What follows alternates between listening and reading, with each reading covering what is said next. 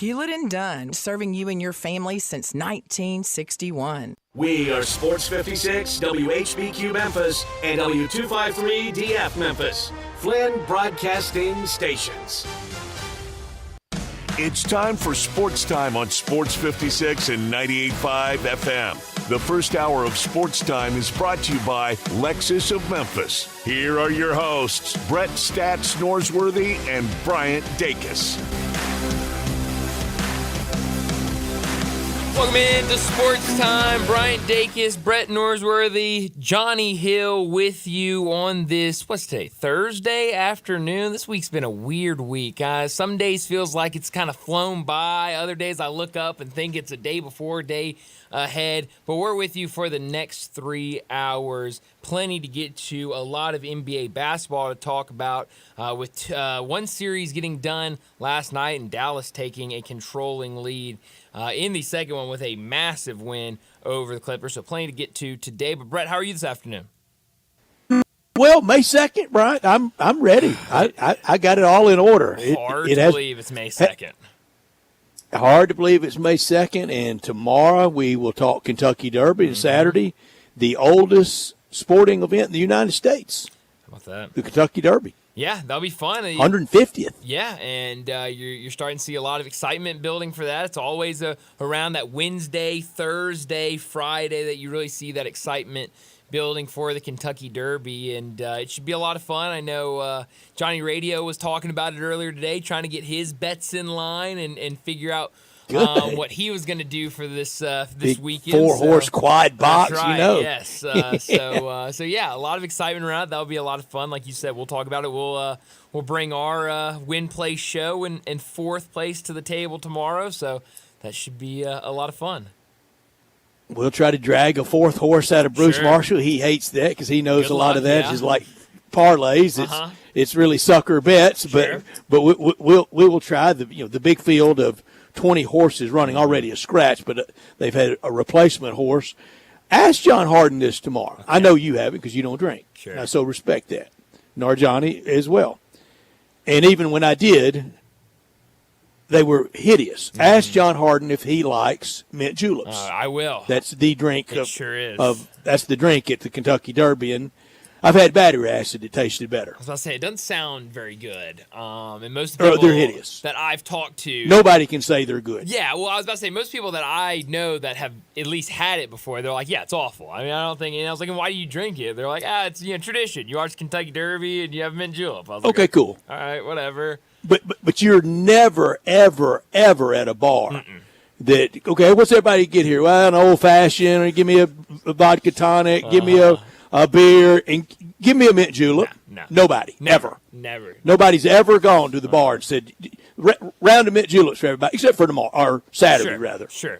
Tradition, it is what it is, but you're right. If anybody's ordering that outside of the Kentucky Derby or outside of watching the Kentucky Derby, it's rough. It's very rough. It's my theory about duck. Duck's only eaten at hunting clubs. Nobody ever goes to a great restaurant and go, I don't see your duck on here anywhere. No duck?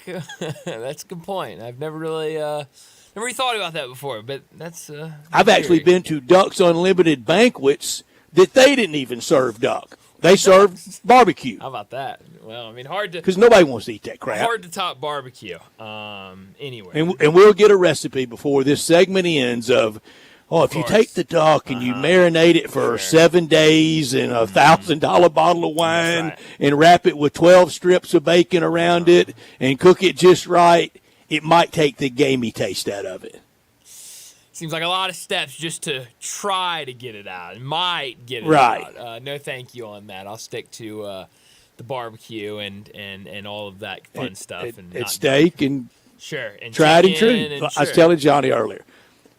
Same way, Brian, we're the same kind of eaters. We like to run the ball and stop the run with our delicacies, don't we? That's right. I'm very, very simple. It's not any halfback passes with us, is it? No. I'm not going out there. Simple. No, these now it's Run like, the power play, Johnny. I mean, now it's like all these Power and counter. The tight end in motion and buck it up in there. We're not getting creative with ours. It's just simple Downhill. Downhill. That's absolutely That's it. right. Yes, we are very similar eaters. Keep the snap count simple too. Yes, absolutely. That just gets the offensive lineman confused. Sure. Go on the first sound. Keeps it simple. We don't need anything creative. We're just stick to the playbook.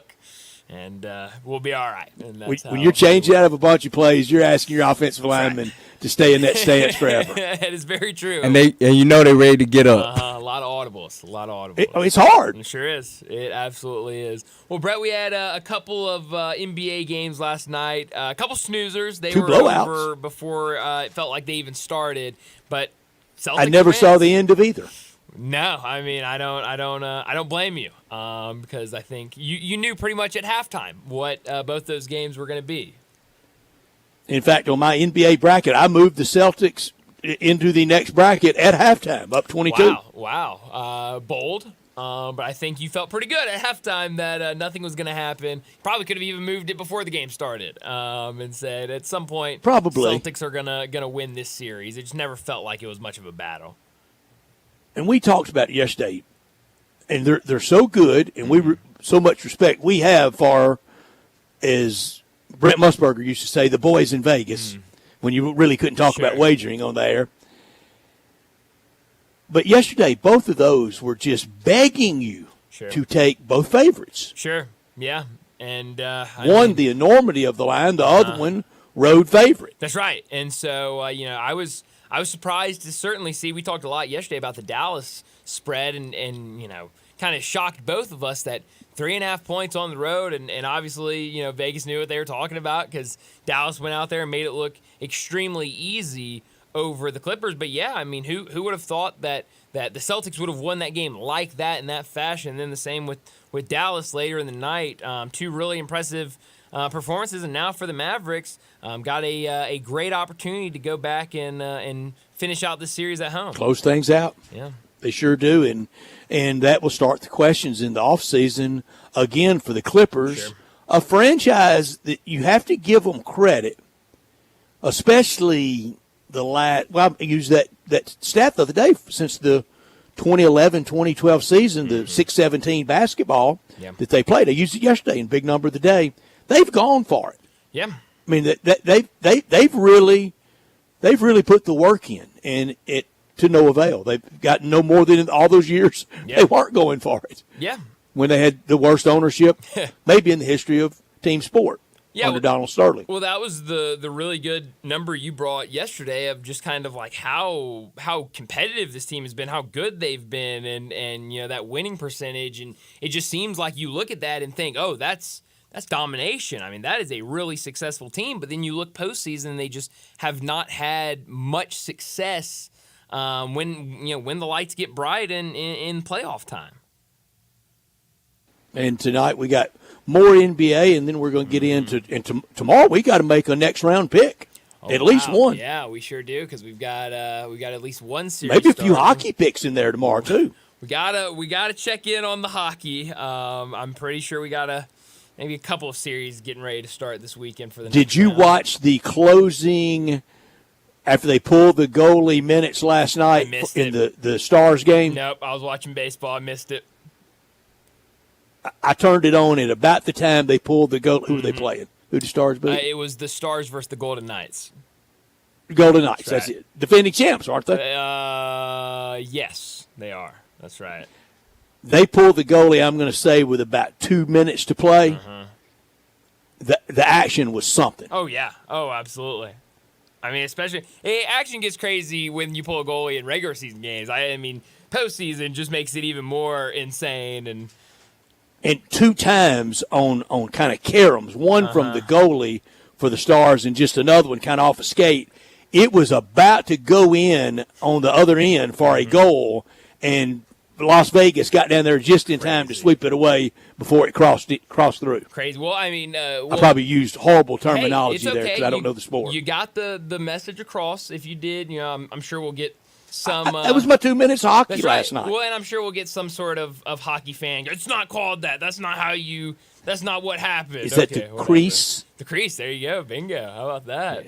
Thank you. Earlier, I think it was over the weekend, we had a game where the Nashville. We once had a show on this station when we carried the River Kings, and I want to say that it was a kind of inside hockey show, and the name of it was.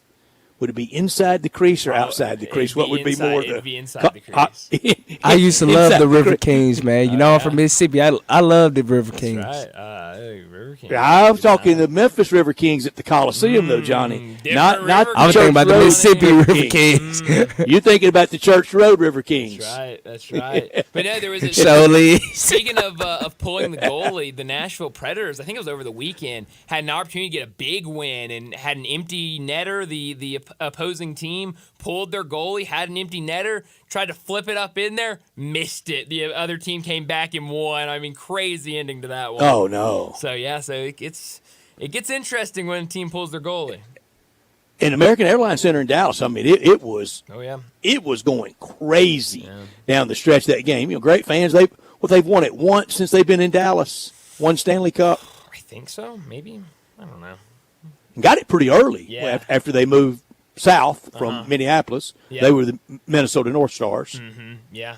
But no, they've got a good fan base, and like you said, it was rocking in there. It's been rocking in there, and I don't know. I don't know who I'm really cheering for in that series. Maybe Dallas. Oh, I know who I'm for. I'm for Dallas. That's who I picked. Well, yeah, that makes it easy. I picked Dallas. You picked Dallas. Johnny picked Dallas. That? Group lock. Sweet. Group lock. How about that? So we're big. Speaking of group locks in the NBA, we are now 4-1 for the first round. That's all we can do. That's all we had. We're 4-1. That's good. That's good stuff. We had a loser in Miami in the play-in game, and then we won on Minnesota in the best of 7, Denver, Boston, and Oklahoma City. 4-1. Wow. Hey, look, that's much better than our football group locks. Much better. That we are usually. We don't get to play best of 7 in football. Great point, Brett. Great point. It's only a one-off there, and we're not very good when it comes to group locks. And today we had real breaking news. I don't know if it's your top story or not top. It's not neither for me, but Joey Brackett speaks. Oh, geez. I mean, I guess you got May 2nd bracketology. You got to have Joey Brackett's doing something when it's not bracket season. But you know, hey Joe, take a break. I mean, go on a long vacation somewhere and not think about a bracket for a while. I don't know what's dumber that I read it, that I'm going to talk about it, or that he did it.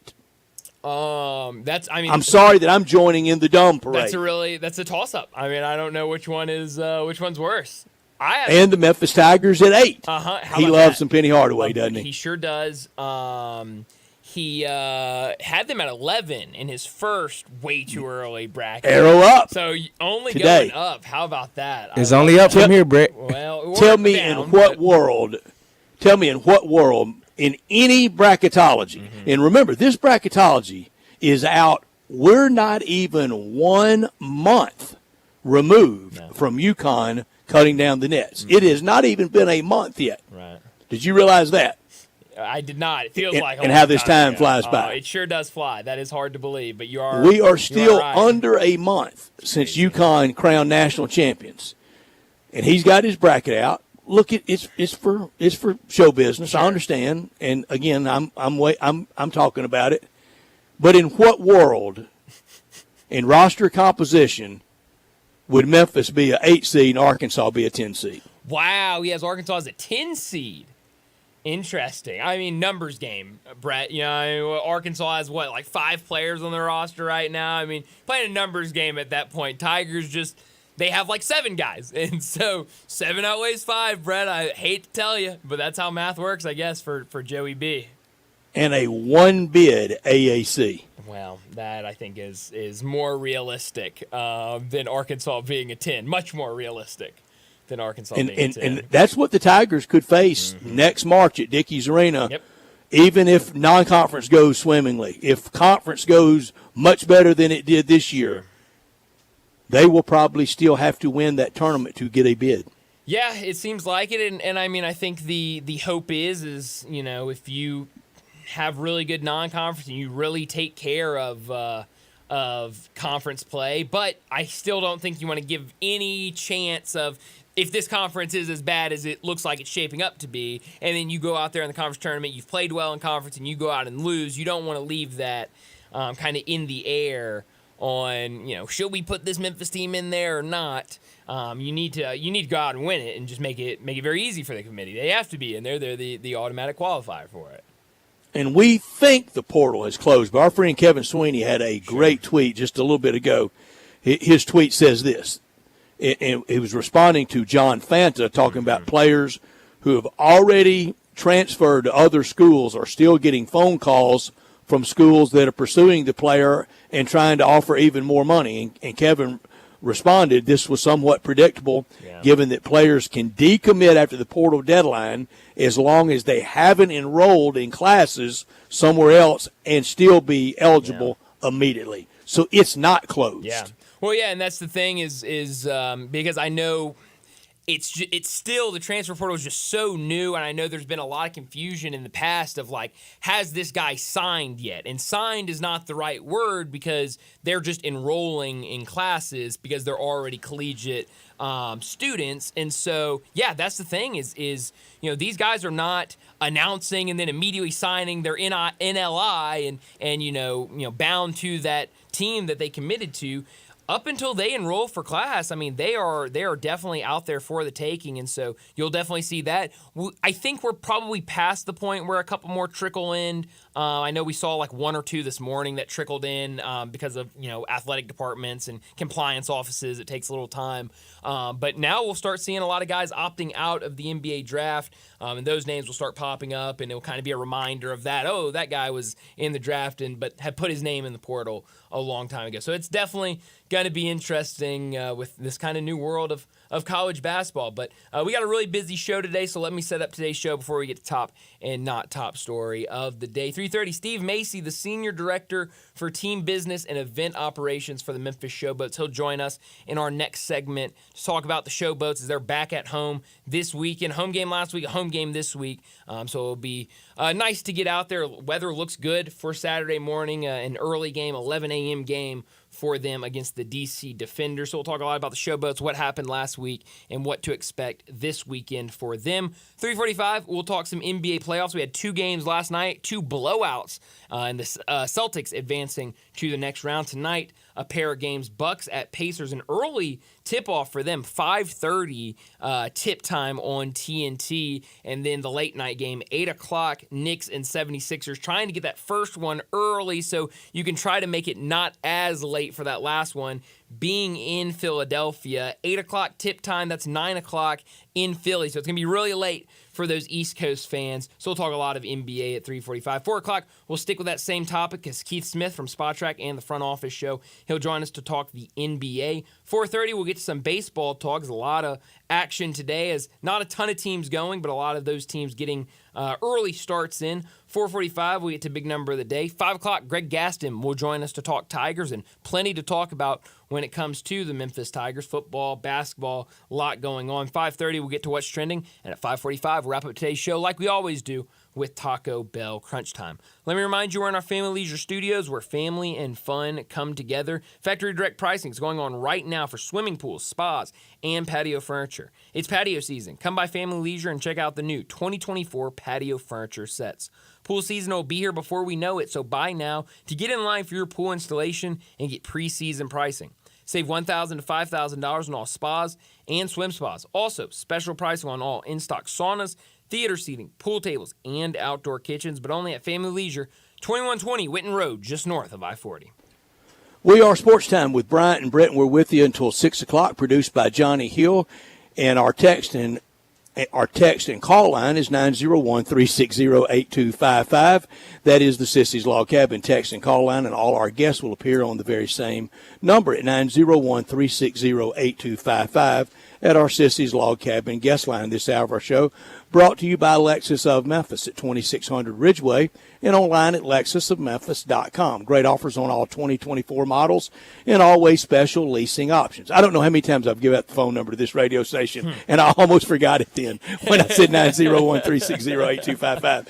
But Lexus of Memphis, they're our sponsor for this hour. Great offers on all 2024 models and always special leasing options. Driving luxury and confidence, knowing that every new Lexus comes with complimentary first and second maintenance services. Their number, call them at 901-334-9673, but better yet, stop by 2600 Ridgeway at the one and only Lexus dealership in town and put yourself in the driver's seat of the all-new 2024 flagship LS500. You'll be looking great, and you'll be driving in style. When you purchase a Lexus, you get top-of-the-line engineering and design, and they make for the luxury driving experience. Online at lexusofmemphis.com. Experience amazing at Lexus of Memphis. Top story of the day. Well, my top story of the day, it's got to be the news from this morning. TJ Bamba, who visited Memphis last weekend, he has committed to the University of Oregon. That was announced earlier this morning by John Rothenstein from CBS, who announced that the former Villanova guard, a bigger guard, more size guard, would be taking his talents to Eugene, Oregon. He's from that area, kind of West Coast guy, so it's not a huge surprise that he went back to Oregon. And honestly, I was talking about this earlier, but it just felt like as more and more time went on, that it was less and less likely that TJ Bamba would commit to Memphis. I think Penny Hardaway has so much success when it comes to guys that he gets on campus, but usually he does such a great job that those guys commit either the last day of their visit, a day after, 2 days after. It seems right after those visits are done, he usually gets a commitment within the next 3 or 4 days. With TJ Bamba, it just seemed a little different. He got here, and from the moment he took his visit, it kind of went quiet. After that, it got even quieter on kind of his decision, what he was going to end up doing, and now we know that he's going to go to Oregon. I don't think this is the worst outcome, the worst possibility when it comes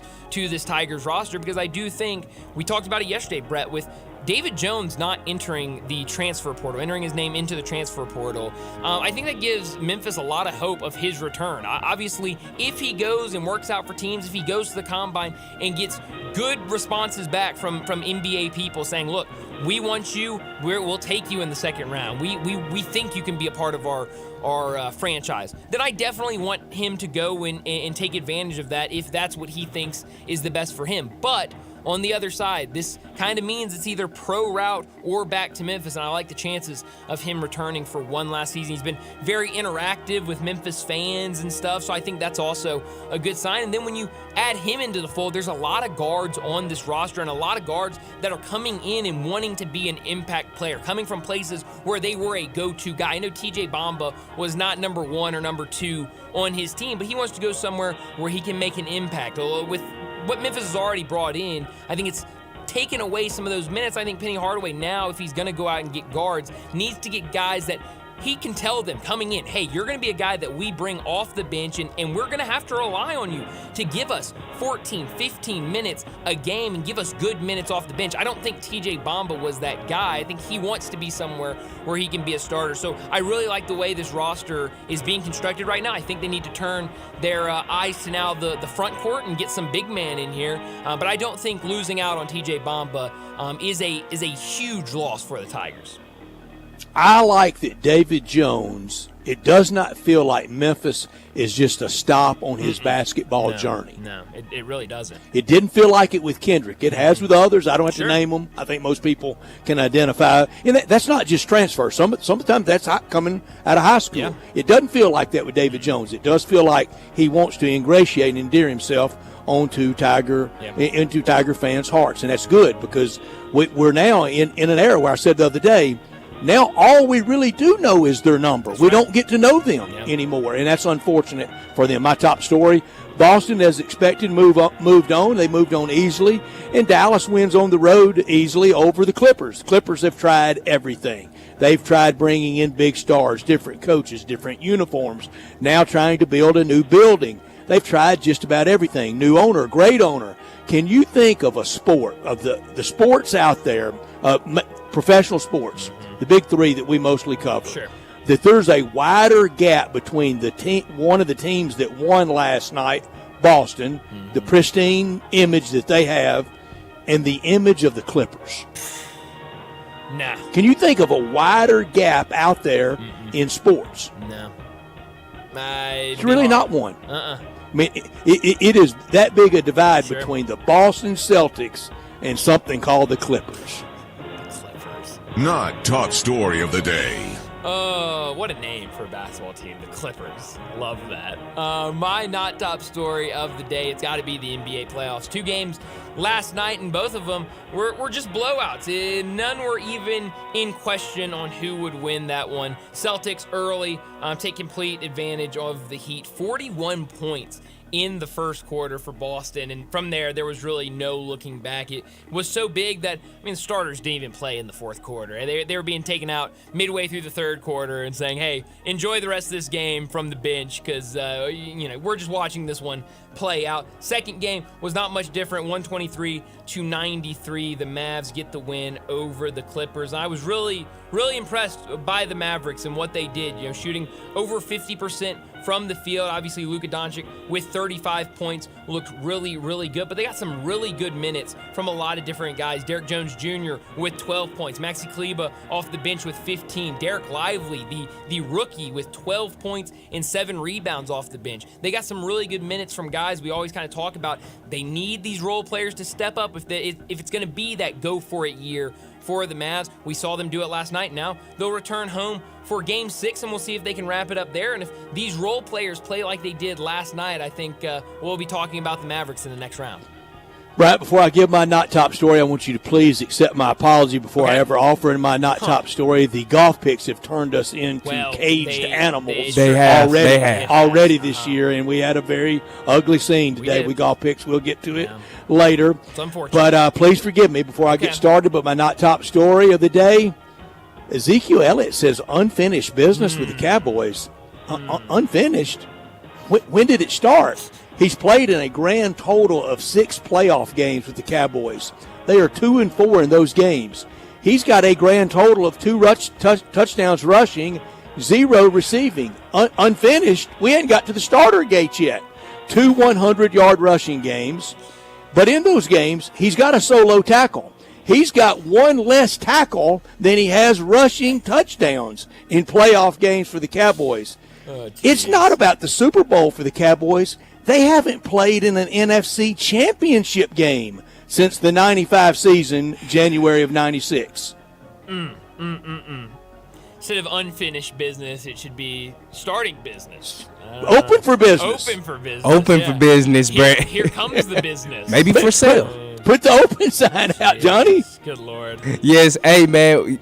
Brian, you need to get on that, making that sign, man. Johnny, nobody creates more headlines for themselves than the Dallas Cowboy players. I mean, they know how to make headlines. As long as you got your tissue. The Kentucky basketball Dallas Cowboy parallels are unbelievable. Thank you. That's what I wanted to compare myself to, a Kentucky basketball fan. I appreciate that, Brett. On that note, that'll do it for top and not top story of the day. Let's go ahead and get to a break. And when we come back, we're talking showboats with Steve Macy. Be sure to follow us at Sports56 WHBQ on Twitter, Facebook, Instagram, and YouTube to watch live video of our shows, stay up to date with station events, and have chances to win prizes. Don't miss out on anything that's going on. Follow us at Sports56 WHBQ.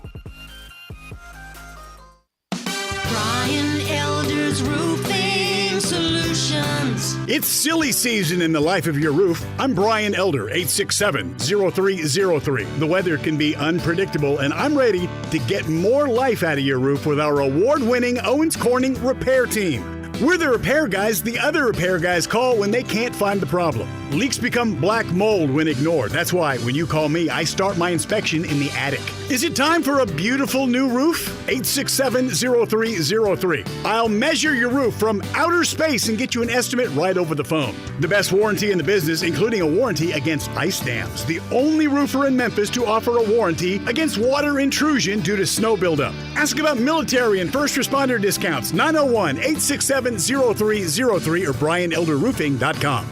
Call 867-0303. Brian Elder's Roofing Solutions. eBay Motors is here for the ride.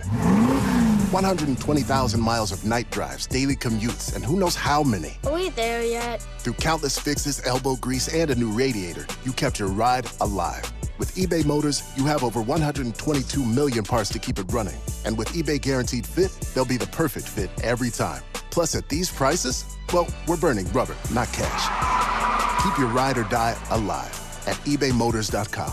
Eligible items only. Exclusions apply. This Mother's Day, let's celebrate the woman who held our scraped knees, cheered our victories, and nurtured our dreams, and show her the love she deserves. Of course, there's no single gift that can truly express the depths of our love, but this Mother's Day at Genesis Diamonds, we'll help you find something truly special. From sparkling diamonds to timeless pearls to colored gemstones, we have it all. And the trusted experts at Genesis are here to help you find the perfect piece that helps you say, "Thank you, Mom." It's a perfect time to see the amazing collection of exclusive and acclaimed jewelry designers at Genesis, like Gabriel & Company, Shy Creation, Tacori, A. Jaffe, Simon G., and more. You can find all the mothers in your life something unique, handcrafted and beautiful. Jewelry she can wear and appreciate every day. Mom deserves the best. Let us help make this Mother's Day truly unforgettable with something affordable yet timeless. Happy Mother's Day from Genesis Diamonds. On Poplar and Perkins Extended. Tyler from Wendy's here. The best part of Wendy's new Cinnabon Pull-Apart is every part. Unlike mornings, which have no good parts. Until now. Because with Wendy's new breakfast Cinnabon Pull-Apart, mornings finally don't completely suck. And now that mornings have warm cinnamon sugar rolled dough and ooey gooey frosting, are they the best part of every day? Probably not, but you get the idea. Get to Wendy's today and get the best part in every bite with the new Cinnabon Pull-Apart. At participating U.S. Wendy's, Cinnabon is a registered trademark of Cinnabon Franchisor SPP, LLC. If you love sports and Mexican food, you can get the best of both at Los Cabos Mexican Bar and Grill on Summer near Graham. Watch all the big games on all the big TVs on all the walls at Los Cabos and enjoy premium tequila shots anytime for just $5.50. Celebrate every day with lunch specials from 10 to 3 and happy hour from 3 to 8. Lunch is just $6.75 to $10.99 and margaritas start at $3.99. Experience real Mexican cuisine along with great sports at Los Cabos on Summer near Graham. Ole Miss Rebel Yell is back. The Rebel Yell Hotline Radio Show is back on WHBQ Sports 56 and 98.5 FM. Every Monday night at 6, hear the latest news on your Ole Miss Rebels with Yancey Porter with 24/7 Sports, former Ole Miss defensive tackle Mike Fitzsimmons, Gordon Ford covering SEC Sports Call, and former Ole Miss baseball announcer Gary Darby. From kickoff to free throw to extra innings, your Ole Miss Sports on the Rebel Yell Hotline Show right here Monday night at 6 on Sports 56, 560 AM and 98.5 FM. Your Mid-South Sports Station. Sports 56 Traffic.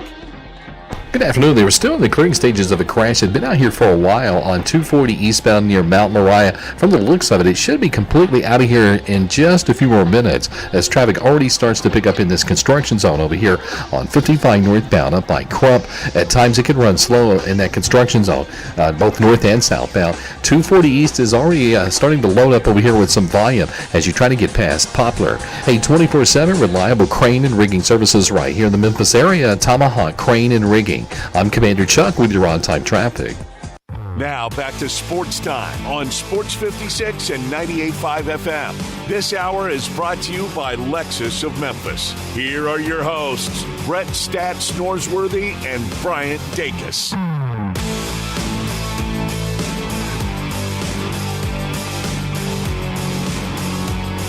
Welcome back into Sports Time. Bryant and Brett with you in our Family Leisure studios, and joining us now on the Sissy's Log Cabin guest line, Steve Macy, the Senior Director for Team Business and Event Operations for the Memphis Showboats. He joins us now to talk some boat football. Steve, thanks so much for joining us. Another home game this weekend against the Birmingham Stallions, 5-0 team coming to town to take on the Showboats. But last week, the Showboats, another home game, they fall at home to the Michigan Panthers.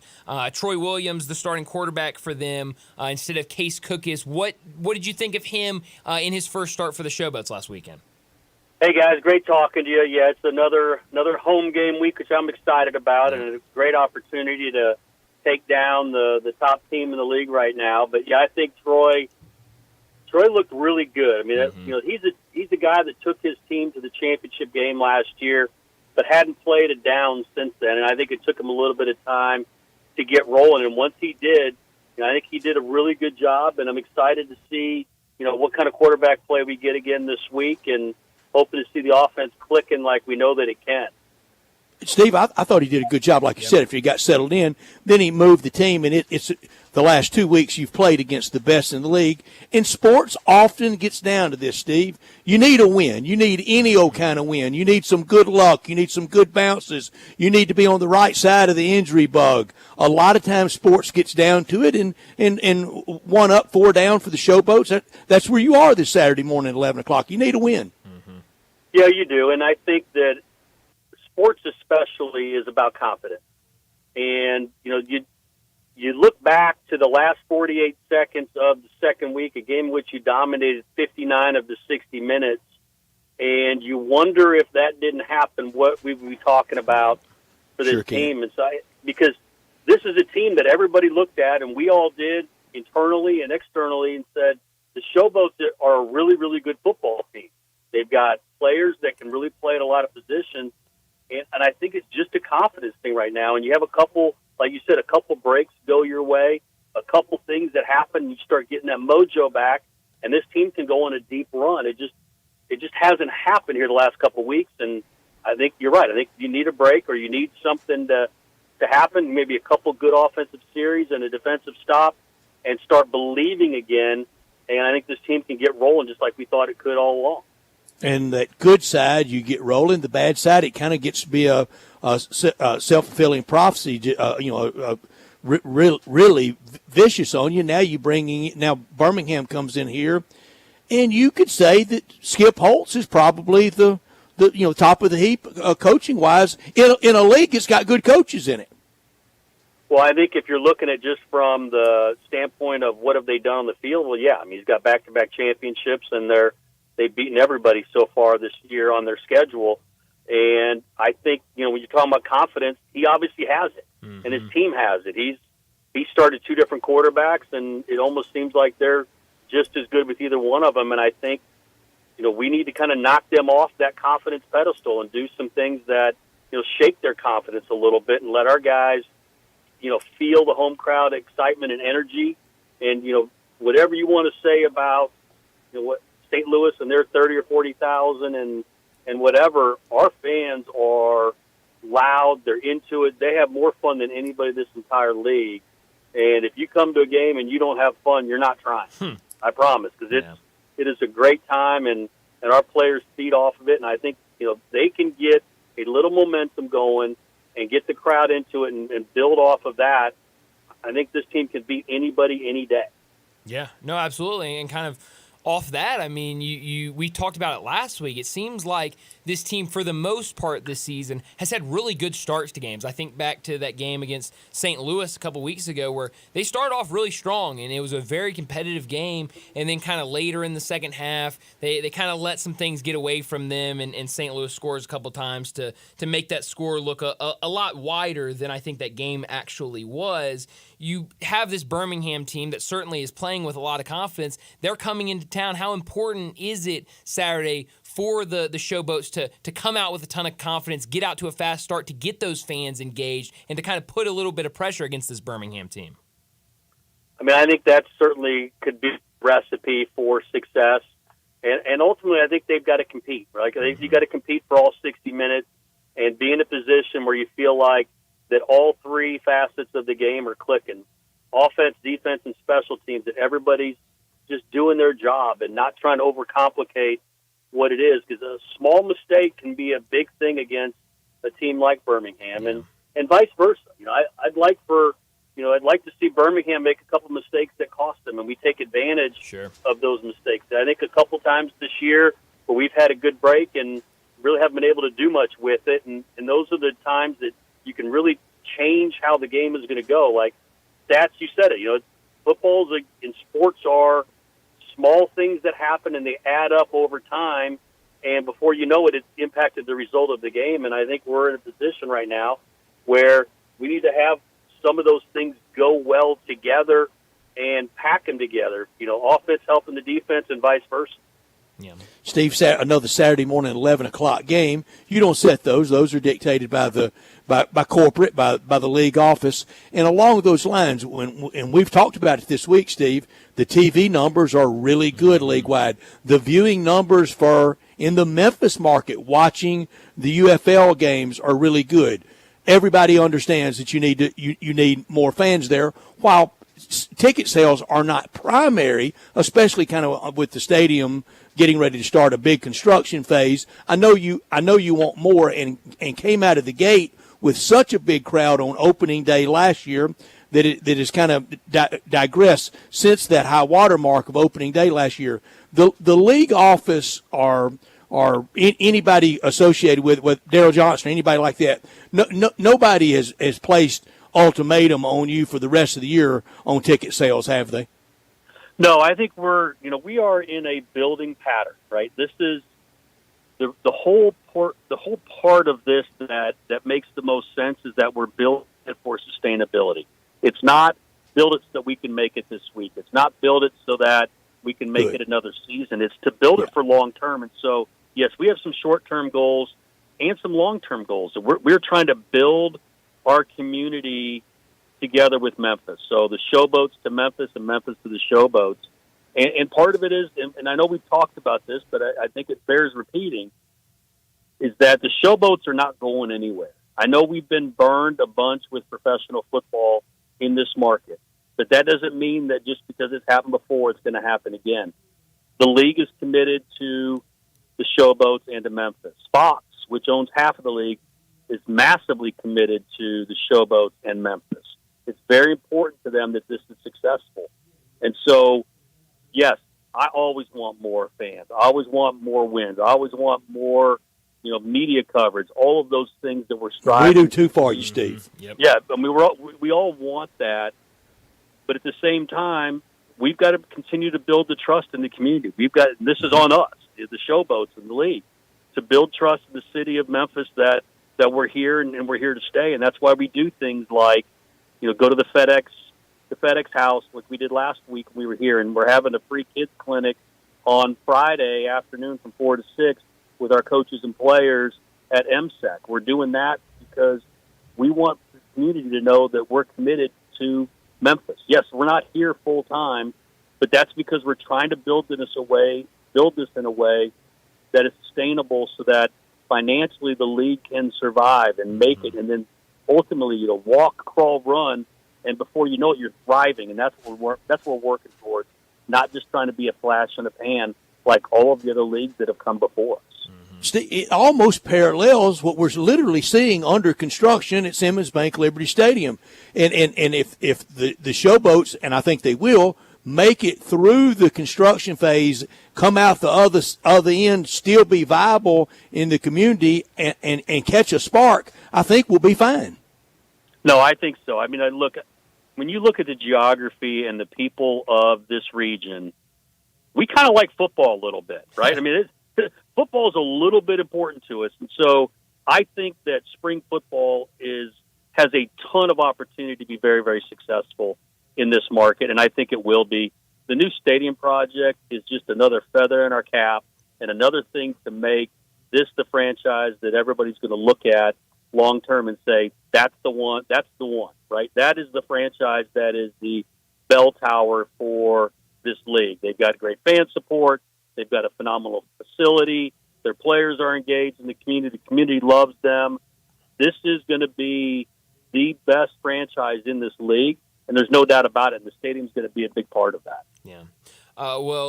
Before we let you go, Steve, this Saturday, Brett mentioned it, Saturday morning, 11 a.m. Against the Birmingham Stallions. What should people expect Saturday morning at Simmons Bank Liberty Stadium, and where can they get tickets for that game? Yeah, so tickets are available at theufl.com/tickets, or just go to theufl.com, and tickets are only $10. And we are giving away Showboats bobbleheads this week. So, the first few fans that get in the door, they're going to be really happy because they get a free bobblehead. Doors open at 10 a.m., and we'll have them while supplies last. And hopefully, people get there early, you get into the game, have a little bit of fun with us pregame, enjoy the pageantry of professional football in Memphis. And look, at the end of the day, the team's going to play really, really hard, and I think we're going to compete well against Birmingham. And, yes, we desperately want a win, and I think we've got a great shot at getting a win. Yeah. If the team believes in themselves, the fans are going to have a great time and walk away win. Absolutely. Well, I'm excited for it Saturday morning. Steve, thanks so much for joining us, and we'll talk to you again next week. Hey, thanks, guys. Go Boats. Thanks, Steve. Thank you, Steve. See you Saturday. Thank you.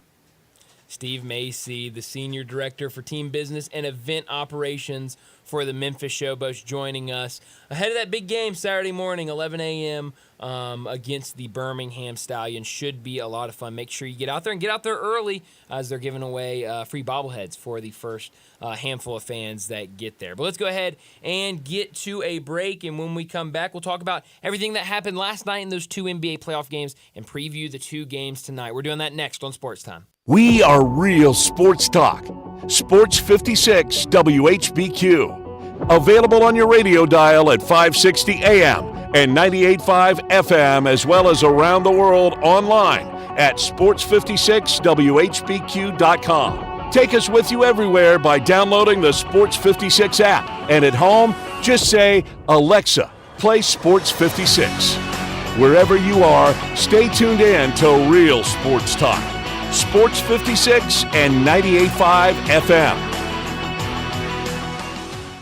It's Kubota Days at First Choice Farm and Lawn, and you're saving big. Hi, I'm Johnny Radio from Sports 56. Take advantage of discounts and 0% financing on every piece of Kubota equipment. Join me in Sports 56 Saturday, May 11th, 11 to 1. We'll be giving away golf rounds at Wedgewood Golf Course, Malco movie tickets, food from Coletta's, and more. Kubota's Orange Day sales event at First Choice Farm and Lawn, 12701 Highway 64. See you for Kubota savings on May 11th.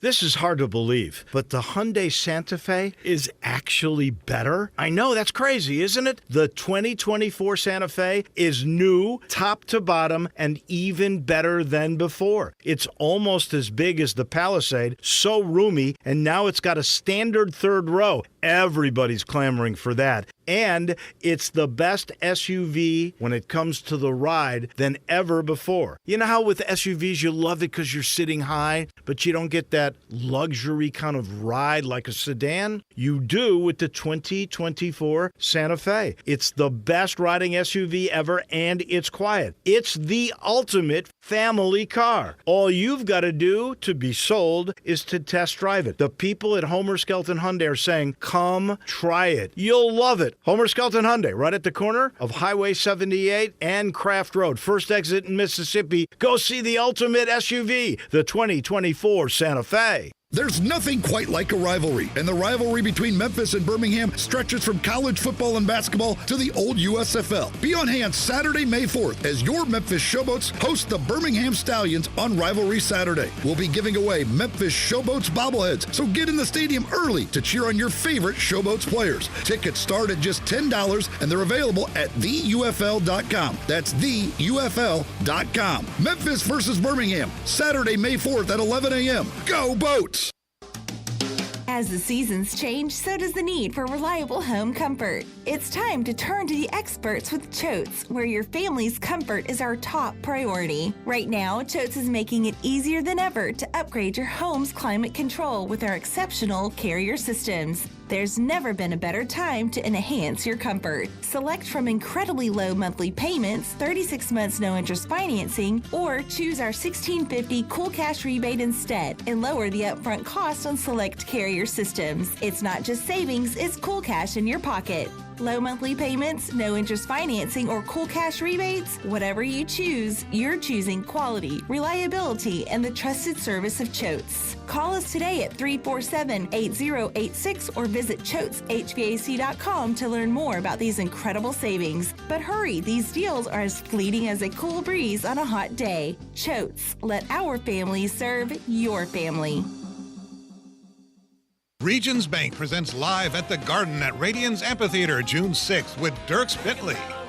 This summer's lineup also includes the Goo Goo Dolls, John Fogerty with George Thorogood, Sam Hunt and Styx with Foreigner.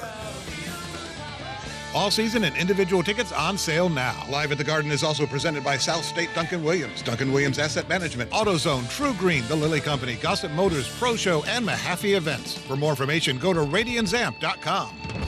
East Memphis Ace Hardware is more than just a hardware store. It's really a customer service store. With 20 employees along with complete inventory of items, big to little, finding what you need is easy. Choosing from a complete selection of Big Green Egg as well as Traeger and Weber grills. And the Garden Center has everything for your yard. You can get glass cut, repair screens, even new keys with key fob programming. Tools, nuts, bolts, screws, you need it. East Memphis Ace Hardware has it. And they're just down the street at the corner of Quince and White Station. Now back to Sports Time on Sports 56 and 98.5 FM. This hour is brought to you by Lexus of Memphis. Here are your hosts, Brett Stats Norsworthy and Bryant Dacus.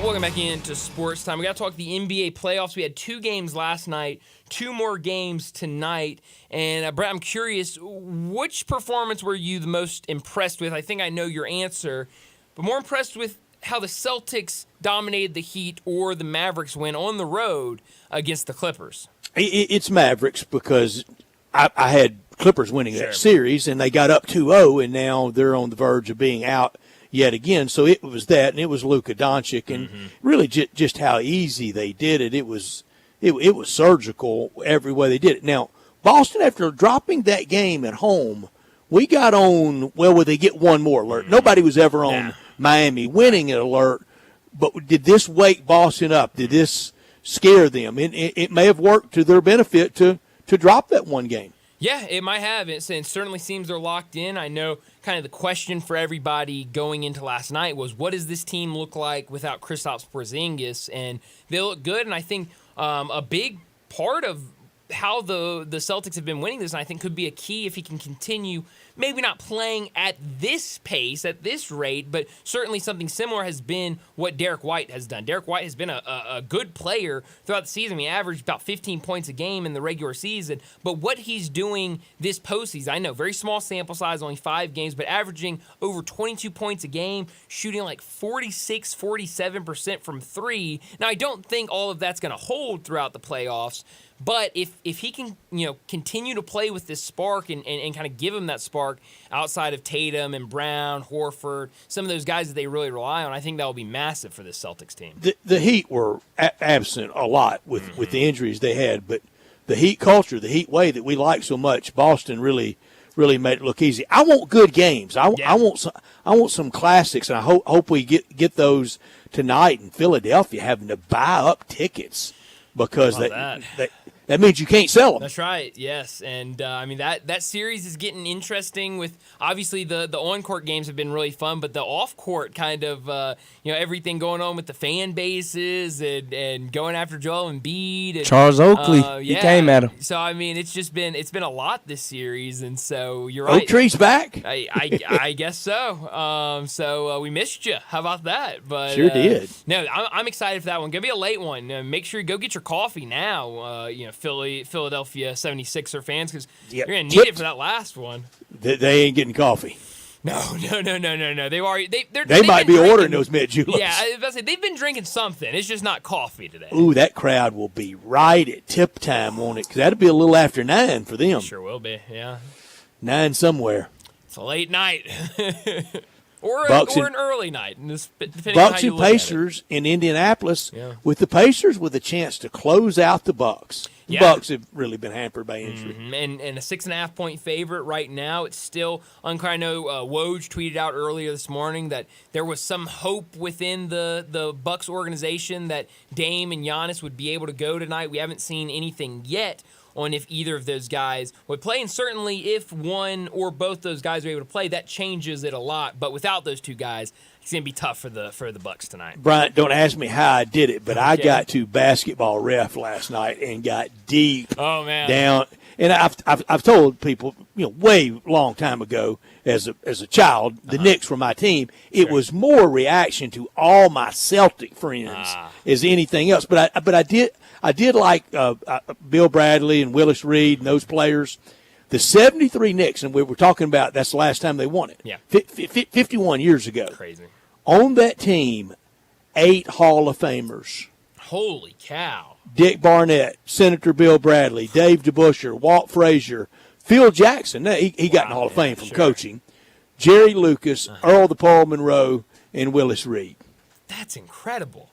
8 Hall of Famers. That's unbelievable. And I think Red Holtzman, the coach, is in the Hall of Fame. I bet he is. I didn't look. I should have. But I guess I didn't get too deep. I didn't look up old Red. I mean, it sounds like one of those, this game between the Mavs and the Clippers is getting a little boring. Let me just go and get completely, deep dive into basketball reference. And, I mean, it's scary. You can get in there and there's no way out. And not get out. Yeah, I mean, you look up and you've been searching through things for 3 hours.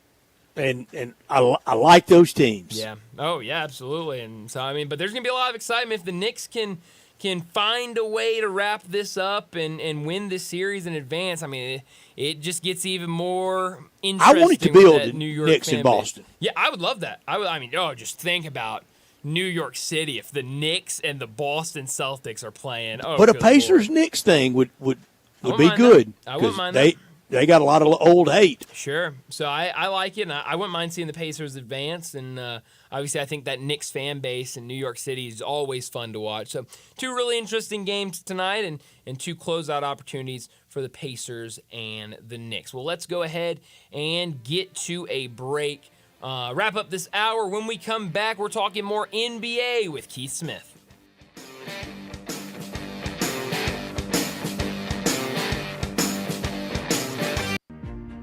Challenging, purposeful, rewarding.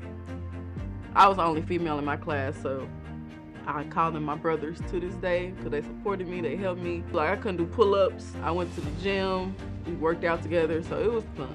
We have the unique opportunity as deputies of interacting with people at some of the worst and sometimes most transitional or pivotal moments of their lives. Come join our team, become a patrol deputy with the Shelby County Sheriff's Office.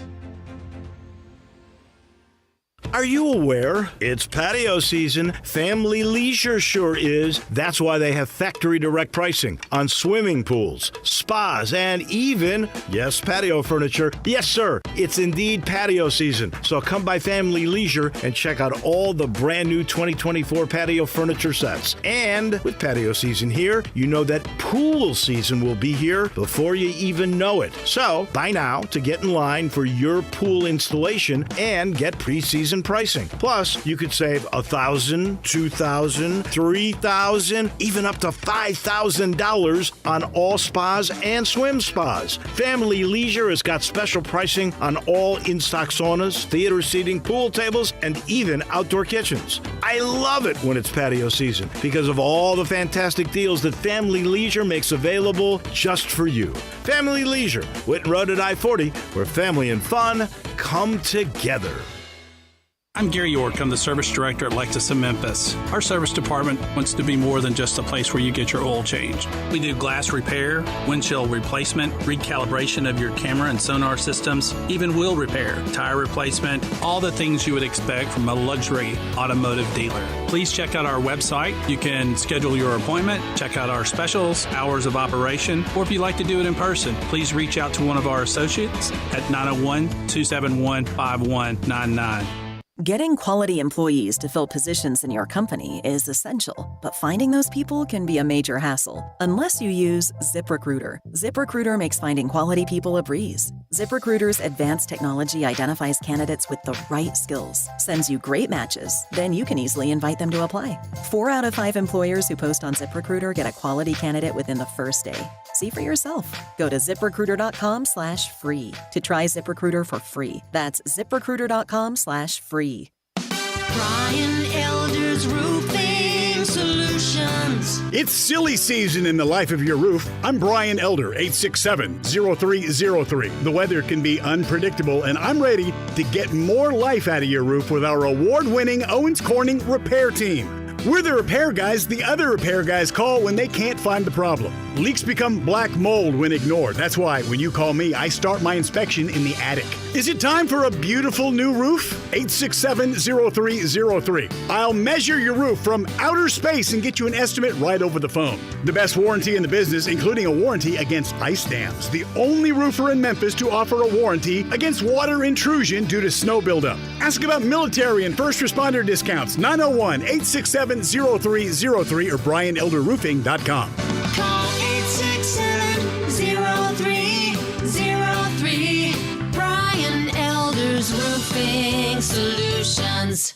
Do you know one of the best things you can do for your employees or family's health? Provide Arctic Clear bottled water. Arctic Clear bottled water is your locally owned and operated bottled water provider. Arctic Clear is 100% natural spring water with free delivery and setup, dependable service, and no long-term contracts. What an easy choice. Call Jeff Manus today, 901-382-2363, or visit arctic-clear.com. Arctic Clear bottled water. Call now, 382-2363. That's 382-2363. This Sports 56 traffic report is brought to you by Luttrell Building. They keep you moving. Sports 56 traffic. Good afternoon. It's already running heavy over here on 240 East up by Poplar. It's not the worst we've ever seen it, but it's still busy nonetheless. I see heavy traffic from time to time over here in the construction zone. 55 northbound up by Crump as traffic starts to build down through South Haven right now. Pretty much on schedule, actually. South of Memphis on 55 down through DeSoto County. Weimer's Jewelry, 7525 Highway 64. They want you to know they are your Mother's Day headquarters. Go by and see them and shop local at Weimer's Jewelry. I'm Commander Chuck with your on-time traffic. We are Sports 56, WHBQ Memphis, and W253DF Memphis, Flynn Broadcasting Stations. Time to talk NBA with Keith Smith from Spot Rack and the Front Office Show, and on Twitter X at Keith Smith NBA. Here's Keith Smith talking basketball with Bryant and Brett. Keith Smith joins us like he does at this time every single Thursday afternoon to talk the NBA from Spot Track and the Front Office Show. He joins us now. Keith, thanks so much for joining us. The Boston Celtics, they punched their ticket to the next round of the playoffs, finishing off the Heat last night in dominant fashion. What were your takeaways for the Boston Celtics in this round one win? Yeah, you said it. They dominated. They had the one loss, which they get taken out of their game. Miami seemed to get a ton of open threes, and then baited Boston into not playing their game and taking a lot of contested twos and tougher layups inside instead of taking the jump shots that the Celtics really generally play for. But other than that, Boston blew them out in every game. None of the other games were close, and they absolutely rolled through a very weakened and injured Heat team, despite the fact that they were without Kristaps Porzingis. So even without Porzingis for Game 5, it went about as expected in the series, and now it's on to round 2, where, again, even without Porzingis, they're going to be expected to beat either Cleveland or Orlando, no matter who it is. Cleveland or Indiana, right? No, Cleveland or Orlando. Cleveland or Orlando, Indiana's, that's right. That's right. Milwaukee, yeah. That's right. Keith, I said earlier, I don't think Boston minded losing one. And Miami was never going to win that series, but if they'd have taken 2, it might have set off some alarm bells. The one, even though it was on the parquet, that wasn't that disconcerting, was it? It depends on who you talk to. For some Celtics fans, it was the end of the world. Yeah, the other day, but they've been that way all year. I think Jason Tatum put it best back in, I think it was like January, where he said, "We don't lose very often, so when we do, it's a chance for people to." Get off all their takes and all their thoughts about how we're not going to get it done. and all those things. And that was just another example. And, that's obviously quieted down quite a bit here, but it's already starting a little where it's, Cleveland and Orlando are both very big teams, and if they don't have Porzingis, so they're going to be able to match up inside and all those the things that come with that. So it's just, I tend to think, Boston sports fans are pretty spoiled, and they are, anything short of a title isn't enough for them. But I think within the team, I think losing a game is almost not the worst thing because it wakes you up a little bit and reminds you, hey, you're not going to sleepwalk your way into the East Finals or even into the second round. You're going to have to work to get this done. And I think Joe Mazzulla and staff did a good job getting the Celtics refocused and went into Miami, beat them badly twice, and then back home really hammered the Heat in this one, Game 5. And that I think part of that comes out of having lost that one game. Keith, you know the heartbeat of that Boston sports fan oh so well. So take me inside. I know you're based in Orlando, and you probably don't dip into it every day, but you get feedback from friends, and you have a good pulse for things. Right now, with the Celtics doing what they're doing, the Boston Bruins in the Stanley Cup playoffs, with the Red Sox off to I think, surprising, really good start. Patriots around draft time, new coach, changing the guard there. Divvy up the sports talk radio pie for me in Boston, say, tomorrow morning. What will it mostly be dominated by in kind of percentages for those four?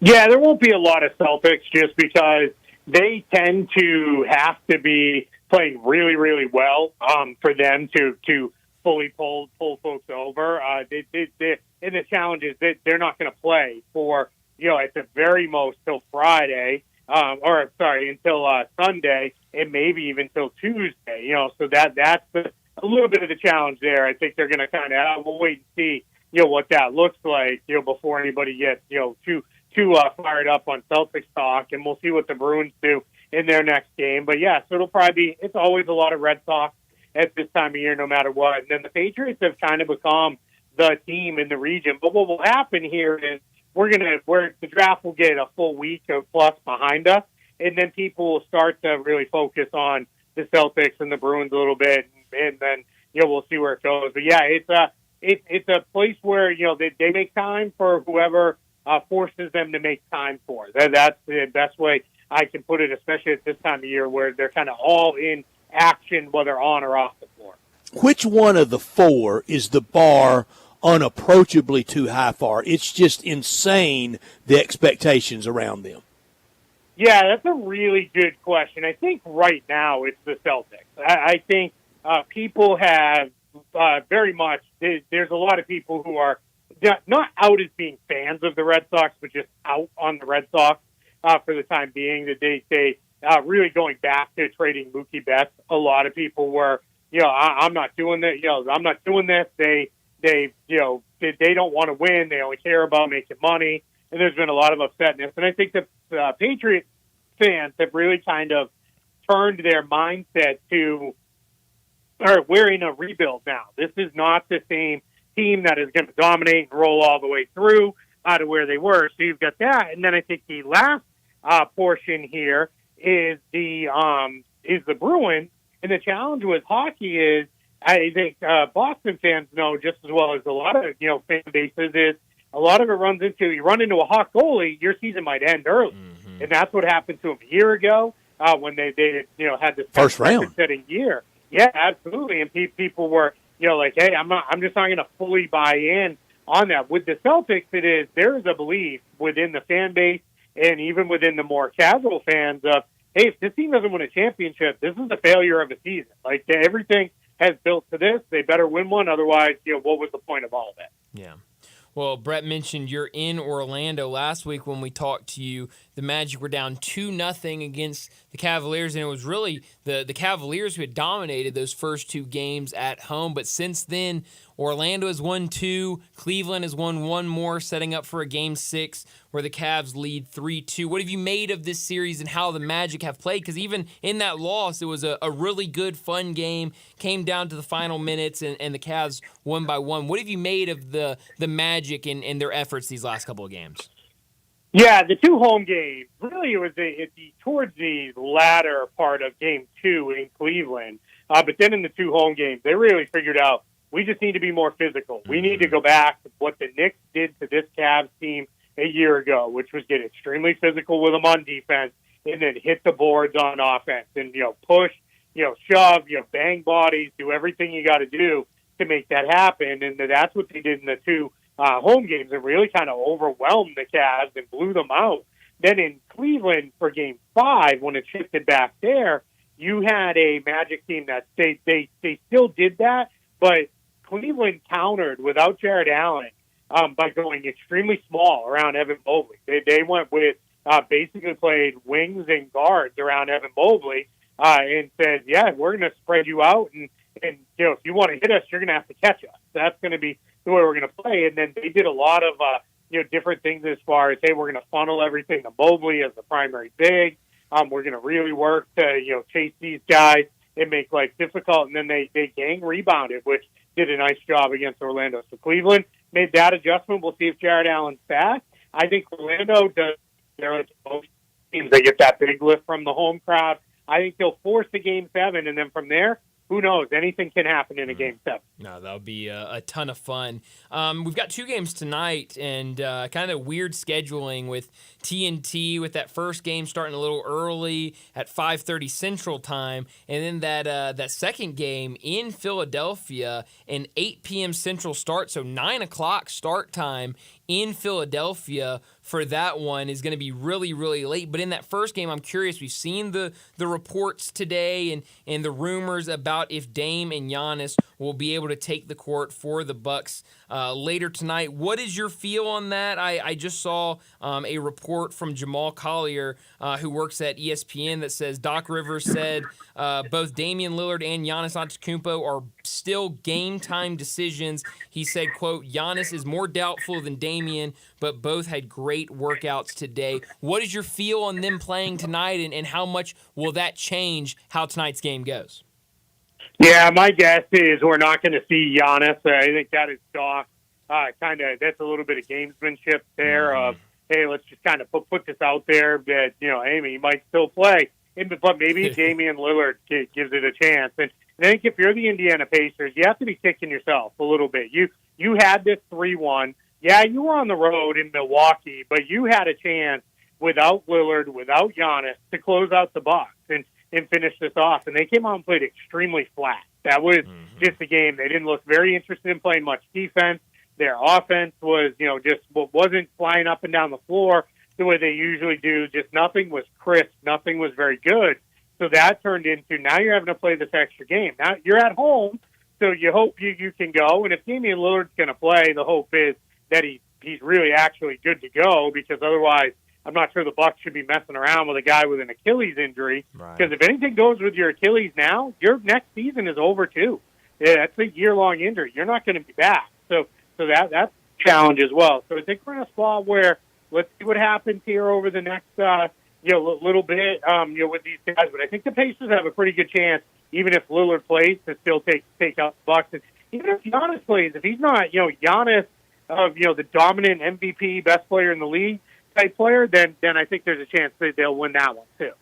Keith, of the teams that have been eliminated, Phoenix, Lakers, Miami, and New Orleans, who's the team that's really in a stew over it, that's burning red hot of our season's over? How'd this happen to us in the first round? Who's the best team that's been eliminated?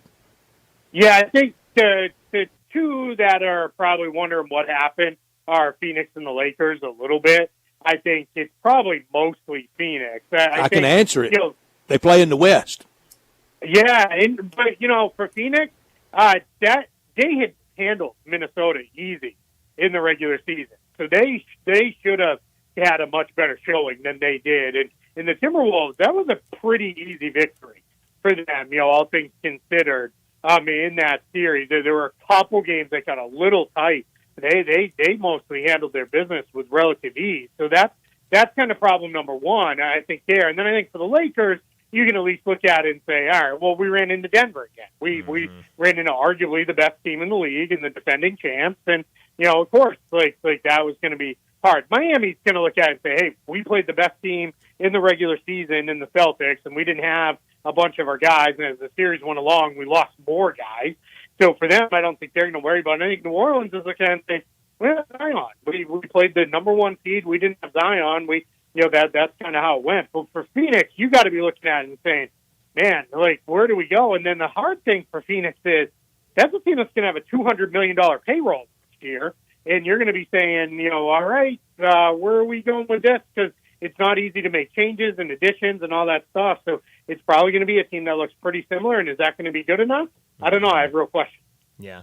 Well, I'm curious when it comes to the Lakers, what does this offseason look like for them? I mean, there's now a lot of rumors out there of what happens with Darvin Ham. I saw a report earlier today, I think from The Athletic, that said he'll likely be fired by the end of the week. You've got D'Angelo Russell, who's got a player option this offseason. I think all signs point to LeBron being back next year, but he has a player option as well. What does this offseason look like for the Lakers?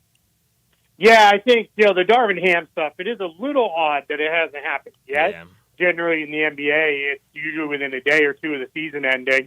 But I think they're just trying to cover all their bases. And one of the things they may be looking at is, hey, let's make sure whoever we wants to be here and, get things really covered that way. So that there may be a lot of, if this, then that kind of discussions happening for the Lakers. As for LeBron, people are, because it's LeBron and it's the Lakers, it's got to be a story that he's saying, I'm not sure what I'm going to do. But in reality, he's doing what he's always done. He's controlling the process as best he can, and he's going to put that as a leverage piece on the Lakers to, I'm not going to say he's going to demand that a certain person as coach or certain transactions happen, but he's going to basically say, hey, if we're not doing X, Y, and Z, I don't know if I'm, maybe I will go play somewhere else.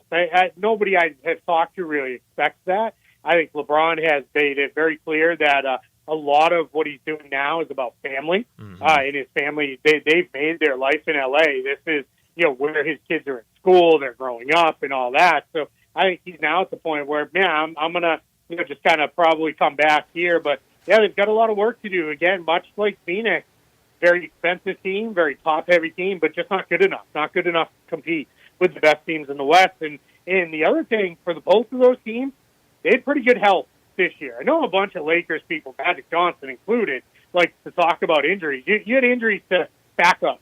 That's the part where you kind of lose me. LeBron and AD were mostly healthy all season long, and I don't know that you can count on that moving forward at their age and with their track record.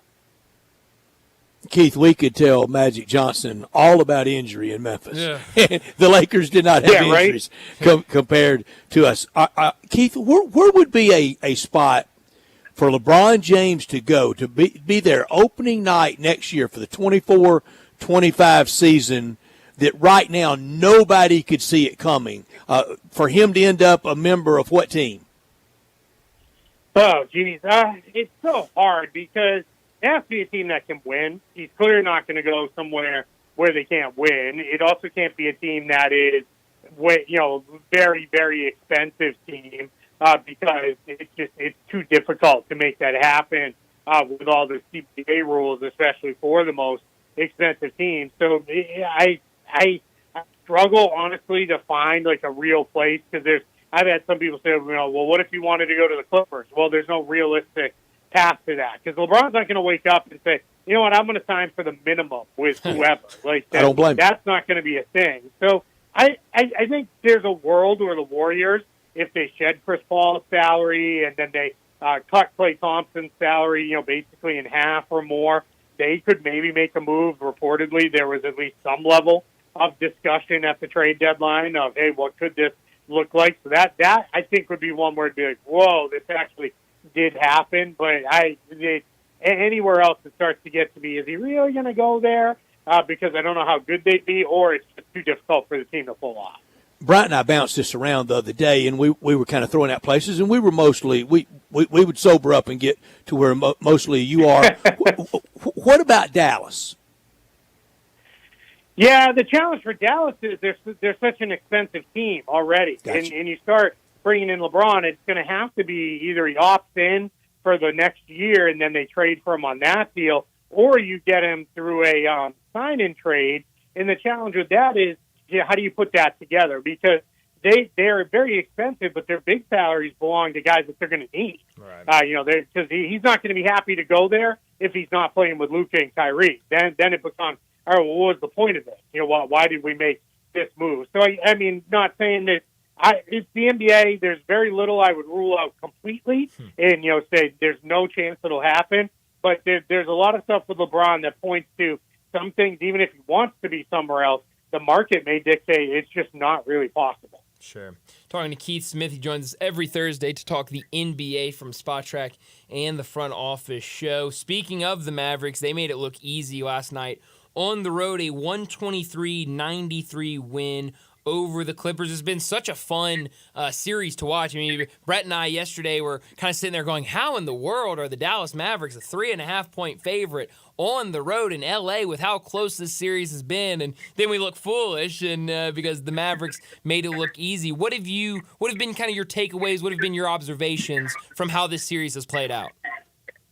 The Clippers need to play almost perfectly without Kawhi Leonard to win, and then they need the Mavs to play not so great to have a real chance. And other than that, if Dallas plays well and the Clippers don't still play perfectly, they're going to struggle because they just don't have the guys to keep up with Luka and Kyrie. And then when you've got Maxi Kleber hitting shots and you've got Daniel Gafford and Derek Lively feels like getting a dunk every third play at the rim, and P.J. Washington and Derek Jones Jr. giving them really good minutes. It just gets really, really hard for the Clippers to keep up. They need more out of Paul George. Paul George is in such a weird spot because this guy is a star in the league, and there's all this talk of, is he going to be the one big free agent to change teams? Well, I need you to be better than this. You need to come out and you need to be putting up 25, 30 points a night. We cannot be having games where you take 12 shots and make only 4 of them. You've got to get out there and really lead your team, because right now, all too often, it's James Harden doing a whole lot of everything, and then if he's not getting it done, it falls to Russell Westbrook trying to make stuff happen while Paul George is kind of content to just be a bit of a passive bystander along the side. So they need him to come out in a big, big way. We've already seen him do it, so I wouldn't rule out that they win and force a Game 7, but we're going to see it's going to be a tough one. Keith, I love how level-headed, just the facts, Jack, person that you are, and I like your worldview of things. So I want your opinion on this. I interrupted you earlier about I can tell you why I said because they play in the West. Why Phoenix and the Lakers may be kind of wondering how are we at home, and I said because they play in the West. I won't even entertain the notion of us in this part of the world making too much of the SEC in football, but do we make too much of being in the West in the NBA? I think when it comes to the overall depth of the conference, it's totally fair. I think when it gets to, you start hearing a lot of, every team in the West, people start talking like the Portland Trailblazers would be a playoff team in the East, and it's now we've gone too far. Or the Houston Rockets would have been the 2 seed in the East. It's I think the very best teams are the best teams, and I think the East teams went through some stuff this year. You had teams, Milwaukee never quite gelled. New York had a bunch of injuries. Miami was very banged up and injured. Philly didn't have Joel Embiid, and the Western Conference teams, for the most part, a lot of their guys, and I'm not making a dig, I promise, at y'all there in Memphis, but most of the West teams stayed pretty healthy, which is part of the reason why the Grizzlies had the season they had, because nobody else in the conference really had a season like that, where the wheels came off and all these guys were hurt, and they did, and that's what happens when you're in a good conference. So, I think we get a little too crazy, because there's all these people who said, well, Boston's going to sleepwalk, but then they're going to get to the finals and get drilled because they'd be the 4th best team in the Western Conference. It's like, that's just, that's where it gets a little too into, all right, come on, we might as well be standing up and chanting SEC.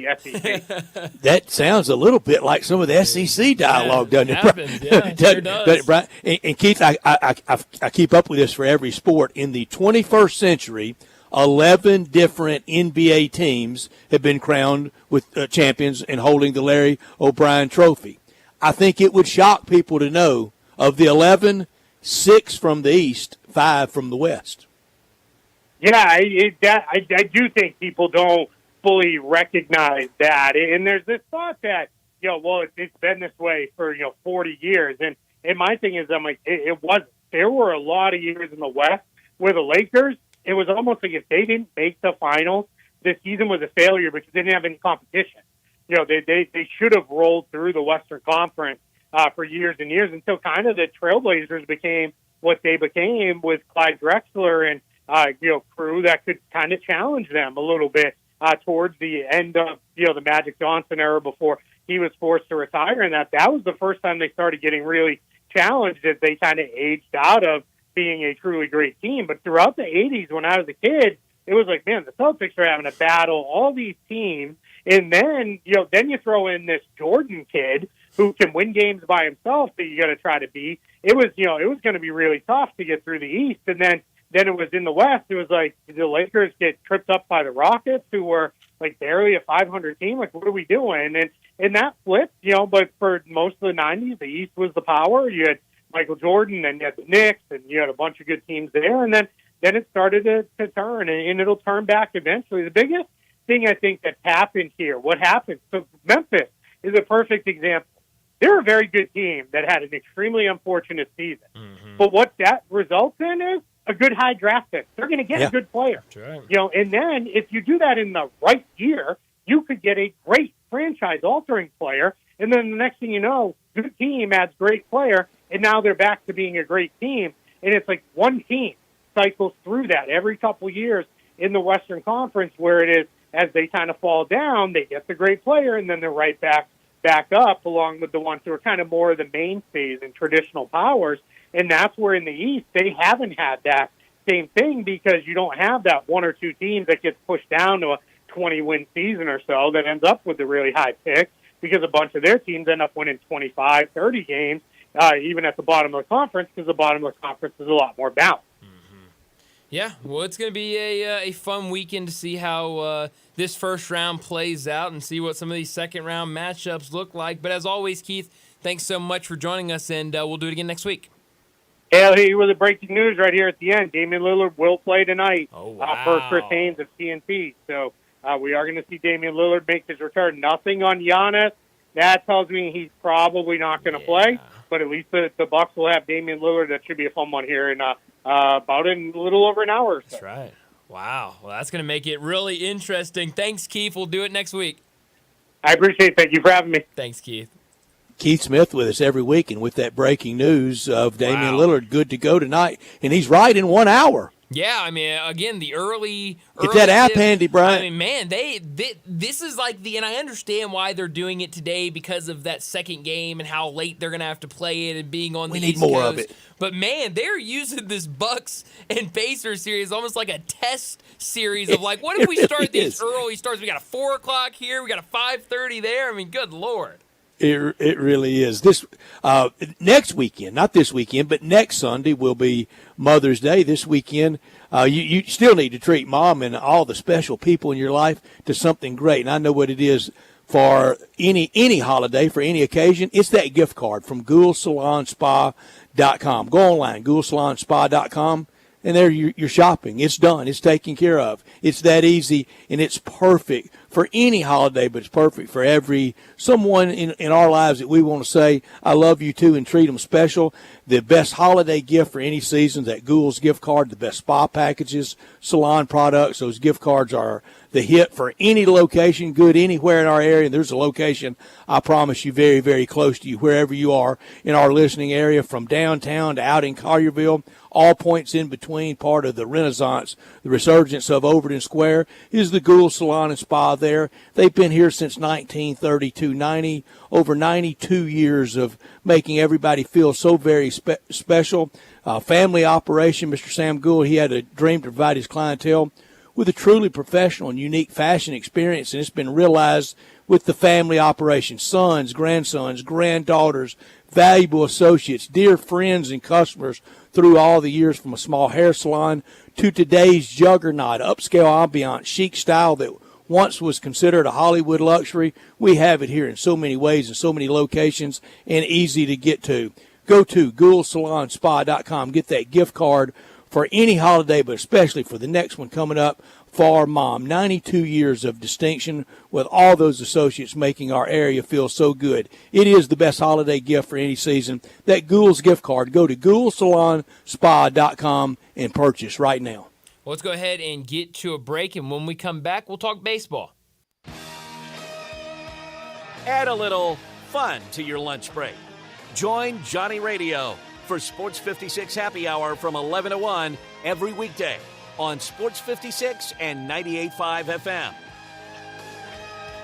This is hard to believe, but the Hyundai Santa Fe is actually better. I know, that's crazy, isn't it? The 2024 Santa Fe is new, top to bottom, and even better than before. It's almost as big as the Palisade, so roomy, and now it's got a standard third row. Everybody's clamoring for that. And it's the best SUV when it comes to the ride than ever before. You know how with SUVs you love it because you're sitting high, but you don't get that luxury kind of ride like a sedan? You do with the 2024 Santa Fe. It's the best riding SUV ever, and it's quiet. It's the ultimate family car. All you've got to do to be sold is to test drive it. The people at Homer Skelton Hyundai are saying, come try it. You'll love it. Homer Skelton Hyundai, right at the corner of Highway 78 and Craft Road. First exit in Mississippi. Go see the ultimate SUV, the 2024 Santa Fe.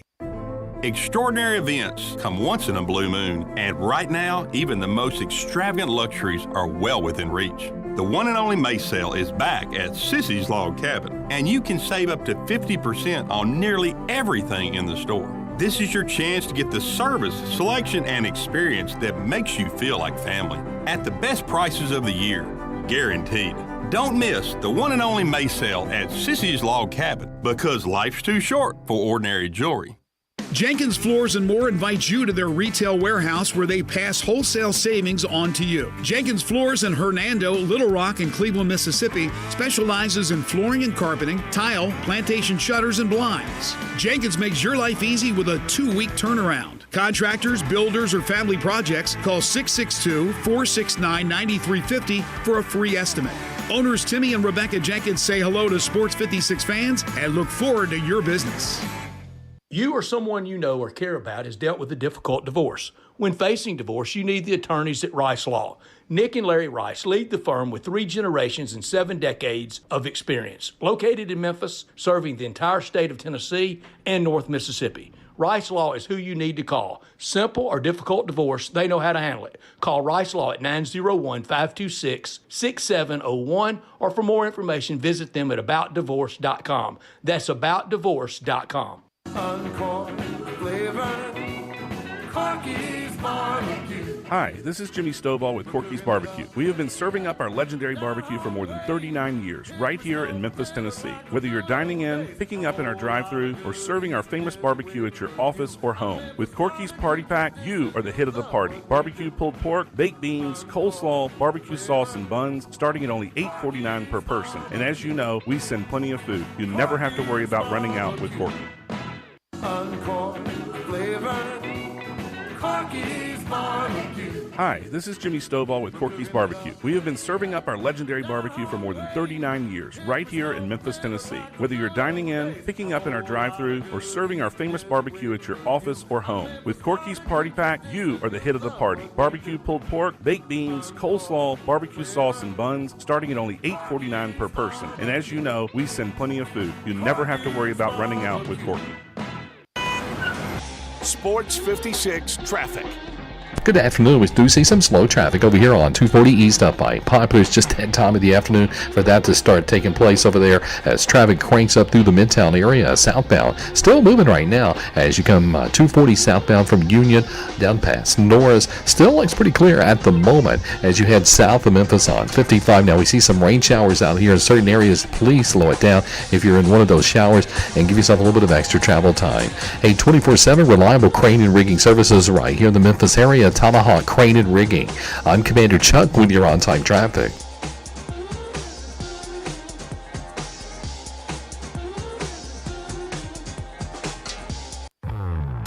Now Now back to Sports Time on Sports 56 and 98.5 FM. Here once again are Brett Norsworthy and Bryant Dacus.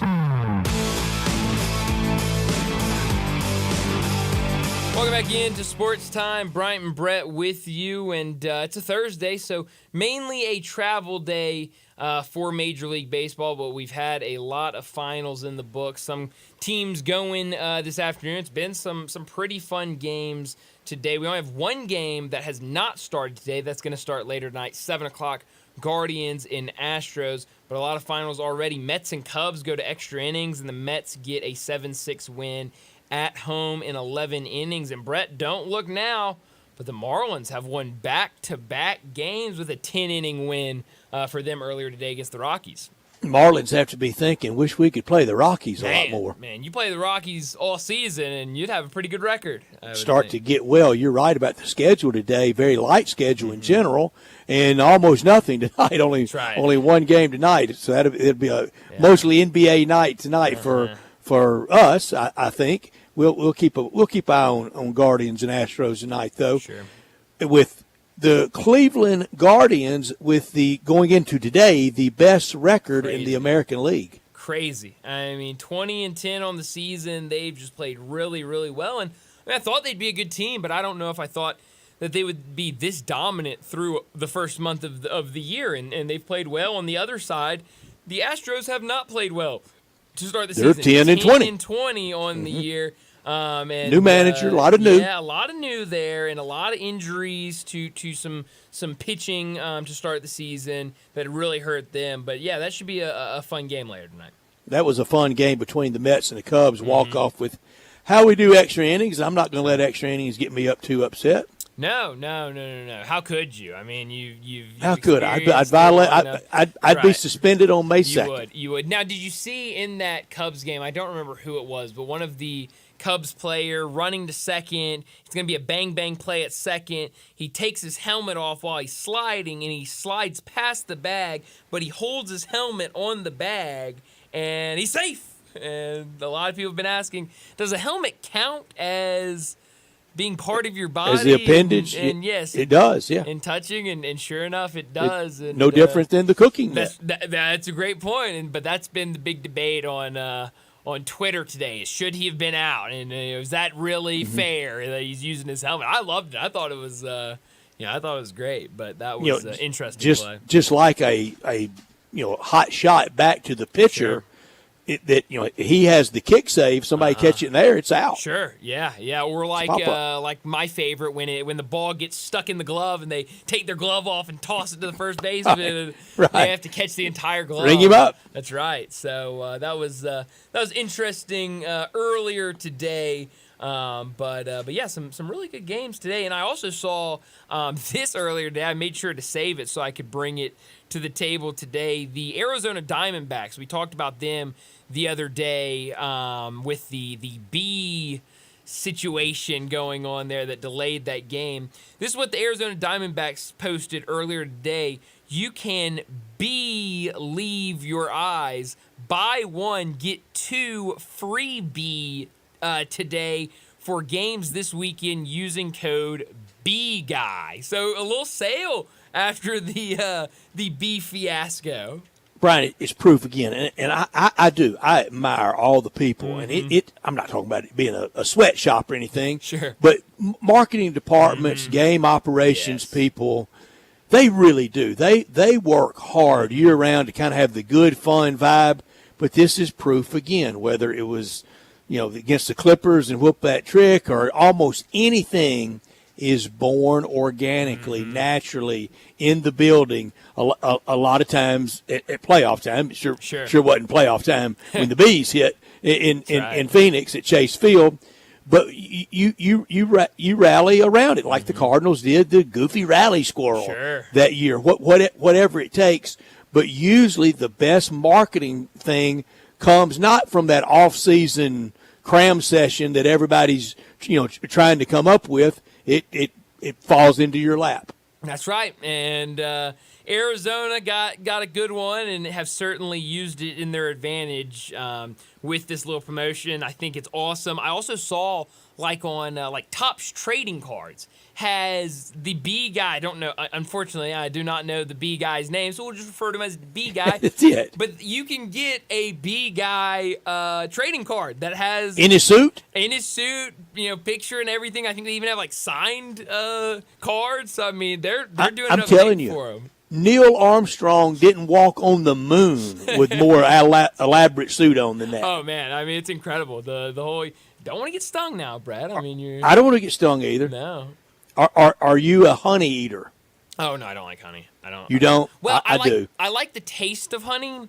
I just don't. A little goes a long way. Yeah, I don't like the thickness. Teaspoon. See, my mother found probably 6 or 7 years ago that I guess if you eat local honey, it helps with allergies. And so she will eat a spoonful of honey like every day during allergy season, and I can't stand it. I mean, I start gagging. I cannot. It's way too thick for me.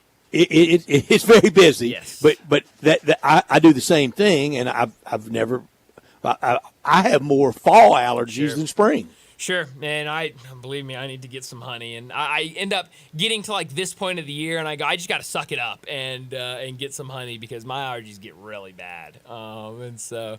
But yeah, I'm not a big honey guy. I like. But the no, taste of it, I don't know if I'd want to be the beehive guy. No, but I've seen some like beekeepers that will like go into it like with no protection on. They'll just go in and like really, they I guess know what they're doing, and as long just as shoot the like, rapids. Yeah, I mean, I guess as long as they're like careful or whatever, then like commando of beekeeping. They're good. Yeah, I mean, I don't know. I wouldn't do it. No. Wouldn't be my choice. But again, whatever in anything, whatever padding equipment they offer, I'm going to wear. Yes. I think in all walks of life, whatever it is, if they say you need this, got it. How about in the day the hockey guys that would play without a mask? Crazy. I mean, hey, good for them, I guess. I mean, you're just begging to have a Jell-O diet the rest of your life. Yes, take one right to the face. There won't be any teeth like that. No, there will not. And we talked about the other day, being a dentist for a hockey team seems like a tough job. Tough job to Very do. busy. A lot of teeth coming out, but yeah, no, I think a lot of people were happy when they brought the mask into hockey for goalies. Yankees and Orioles they're having. They had games similar to how Braves Mariners played early in the week. Really good ball being played, high-end baseball. All those teams could be around mid to late October. Sure. Oh, no, absolutely. And you mentioned that. That could sort out in the American League, Yankees, Orioles, Mariners in the mix. Yeah, no, it really, you're right. And, I mean, this Yankees and Orioles series, like you mentioned, I mean, it almost played out exactly like the Braves and Mariners series played out. I mean, 3 really, really close games. And then that last one, Baltimore kind of ran away with it. In Atlanta and Seattle, it was only a 3-game series, but the first 2 games were really close, came down to the wire, and then the third game, Atlanta kind of ran away with it. But I think 4 teams right there that I think all 4 of them will be making noise late in the season and certainly come postseason. Because I don't have mine close to me, I don't think. I really don't know where they're somewhere.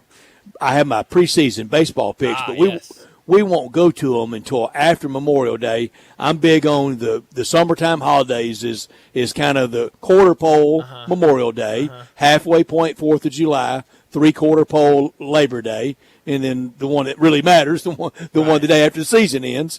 We'll look at our baseball picks. When should we do our next version? We did it way too early on college football playoff, and we were all over the place because that's when we thought the Mountain West had the automatic spot. Well, they did, and now they don't. Yeah. When should we do our next round of way too early but getting a little bit later college football predictions for the playoffs? I would think middle or towards the end of this month, I would think. I would too. Yeah. I would think maybe last Friday of this month. That Kinda might like be a post good 5 football, o'clock topic. Post-spring transfer portal. Washington spring game is tomorrow night. Really? I like a later spring game. Yeah, I mean, that's a very late especially spring last game. Weekend, those dates. Oh, yeah. Those I like those a lot. But, man, May 2nd, holy cow. That's a really late one. As I'm sure a lot of excitement in Washington, a lot new at Washington with new head coach, a lot of quarterback, new receivers. I think he's one of the great up-and-comers. Yeah, and I think should be a lot of excitement with what he could do, Jed Fish, and what that team now. Of course, another going into a new conference. I mean, they'll be in the Big Ten next year, so that's interesting. But I think should be some excitement around Washington. While we got a minute and a half, Sure. we hadn't brought it up all week. A little bit of college football. The Deion Sanders, Shedeur Sanders shots at the player going out. Look, to me, tough toenails. Yeah. It's life in the big city now. Sure. And everywhere we a little bit disparage the ones on the way out and make the ones on the way in sound like they're all Jerry Rice or Deion Sanders. But, that player, he felt like he could talk. Well, they can talk back. Sure. Yeah. No. And I've seen a lot of people. I know John came in yesterday and wanted to talk about the story, and he had been seeing a lot of reaction to it on social media, and I think a lot of people were kind of seeing the story and seeing some of the quotes that came out, which there were a couple quotes in there that I think you could take one way, but most of the quotes in that story were more down the line. I understand what he had to do, what he has to do. He's coming in. He doesn't know me from anybody. He had to make a decision, and of course those comments aren't going to be the ones that go crazy on social media. It's going to be the ones of he treated us like furniture and just got rid of us. I thought it was a really good story, a really fascinating story, but kind of all of this extra stuff, I'm not a huge fan of it. I wish it would kind of go away, but it's certainly building up for it is where we are. It's certainly building up for going to be a lot of eyes on. There's already going to be a lot of eyes on Colorado, but I think now even more with what this offseason has been. But the whole enterprise, and I want the player liberation. I want the player freedom. I want them paid. Mm-hmm. I don't want any guardrails. I hear people, we got to have guardrails. Well, that's not liberation and freedom. That's a good point. Then you have guardrails, you're kind of back to thinking you own them again. I don't want that. No. I'm fine with it. Sure. But they have to understand, with this, we lose the old mindset of, that's somebody's 19-year-old baby. Sure. That's somebody's 20-year-old. You want to act grown, you're going to get treated grown. Definitely. And so it's become a weird storyline, kind of one that I didn't expect. Like, if you had asked me when the week started, like, hey, what's going to happen this week in the sports world, I would not have said, like, Shedeur Sanders and Deion Sanders getting into it on social media with former players of Colorado. But it's been a lot, man. Though, like it has. Yeah, Kamani. I know, Brian, you've been following a lot. Kamani McClain. He's been talking down on Colorado. That was kind of before all this has happened, and that was just like if you the give rock. it, you got to be able to. Now everybody throwing rocks at him, Absolutely. so it's just coming down on Colorado. Yeah, so it's gonna be interesting, and gonna build up for a big season for Colorado, with a lot of eyes on them. But I would tell everybody, go read that story in The Athletic. It's very interesting. Kind of gives you that other side of it, because we all saw very publicly what happened with Colorado football when Deion got there, but we didn't. You didn't really know what happened to those players that were let go. But let's go ahead and get to a break, and when we come back, it'll be time for Big Number of the Day. Join the voice of the Tigers, Dave Woloshin, for Wolo and Friends. Weekday mornings from 10 to 11 here on Sports 56 and 98.5 FM.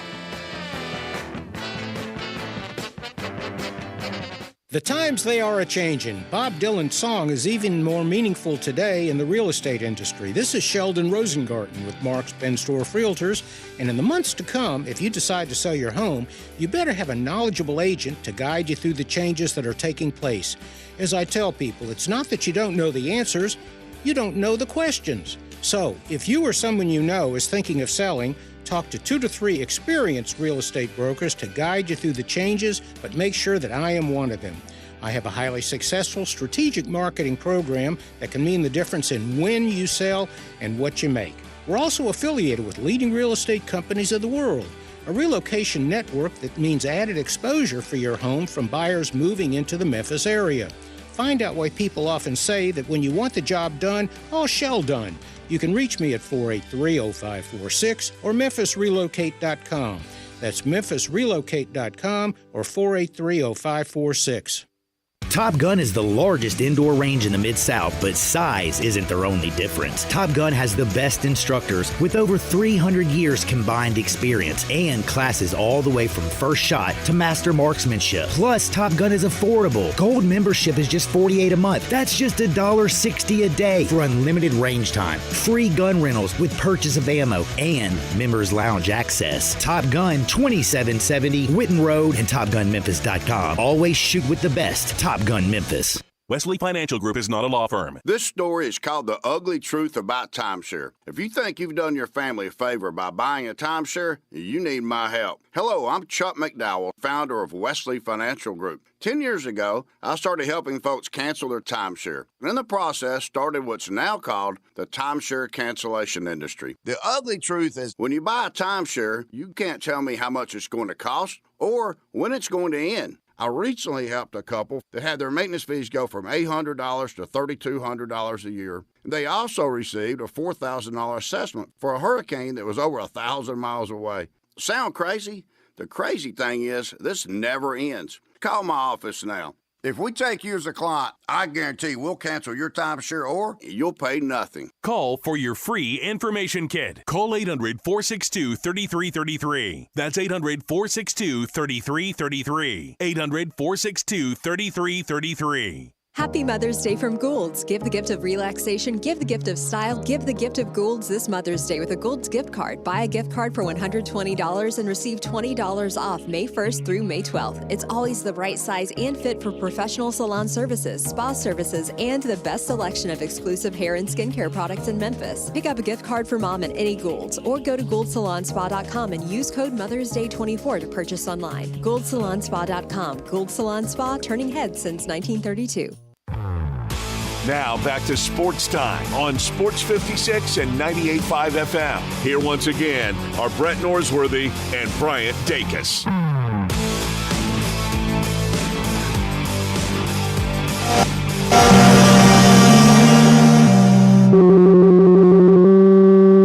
Big Daddy. Hello, Big Brand. It's a guy, he wants to be big, then he gets big, he doesn't want to be big anymore, then he gets small, but the suit's too big. Big Daddy. The big boy. You're a big guy. I think she's trying to pull a fast one on Big Daddy. The big number of the day.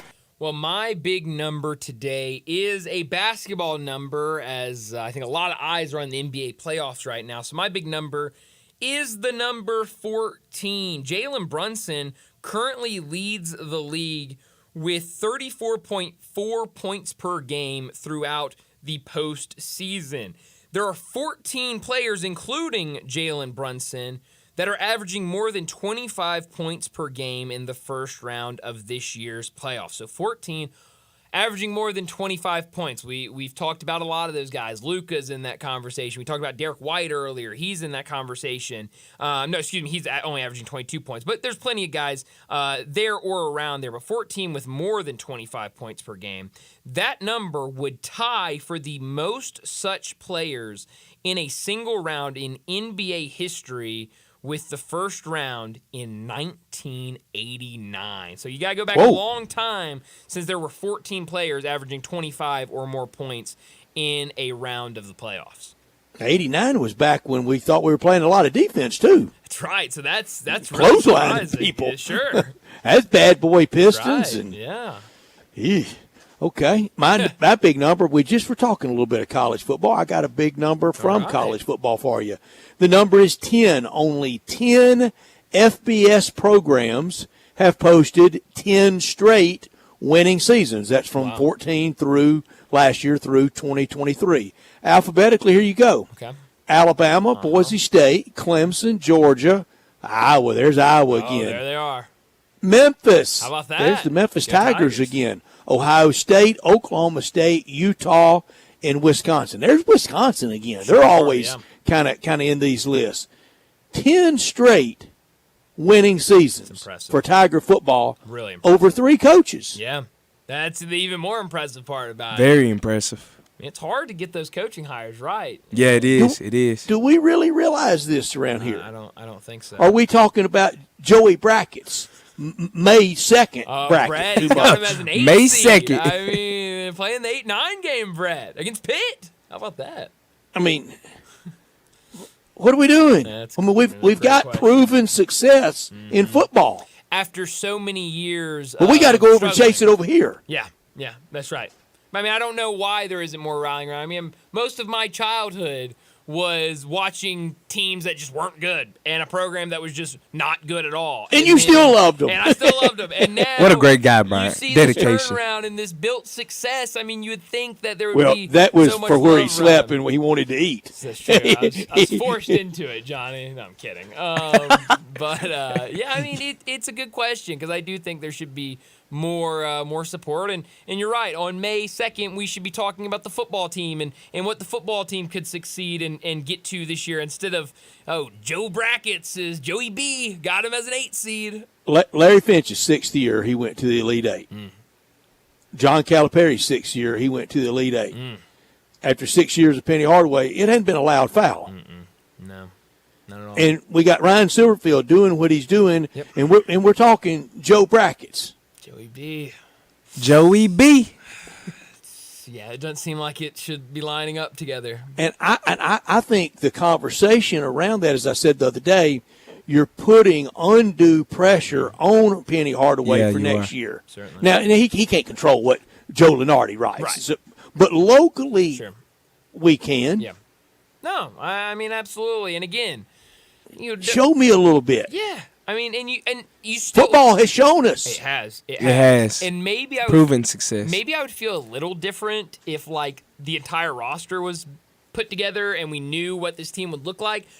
We don't even know what the team's going to look like. Yeah. I mean, there's only half Great the point, roster Brad. put together right now. Right. So it's still just a lot of kind of up in the air. And by his own words, he wanted it put together where everybody's good to go by June, right? And and we're getting kind of close to that. That's kind of when second session, our first session of summer school really gets rolling, right after Memorial Day. Yeah, and so that's what he said. He said by June, in June he wants to have his most, if not all, of his team there.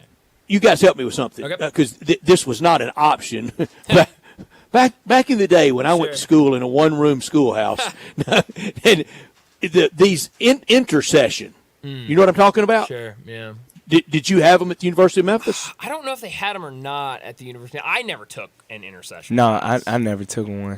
Do they offer them before? I know they offer them in January. Sure. And boy, it's packed everywhere in those. Oh yeah. And it's very intense. I mean, you're getting a semester in about 3 weeks, aren't you? Oh yeah. Yes. I know. For do summer they classes, when I took summer classes, it was kind of like that. It was, you got to learn it quick or you quickly fall behind. Yeah.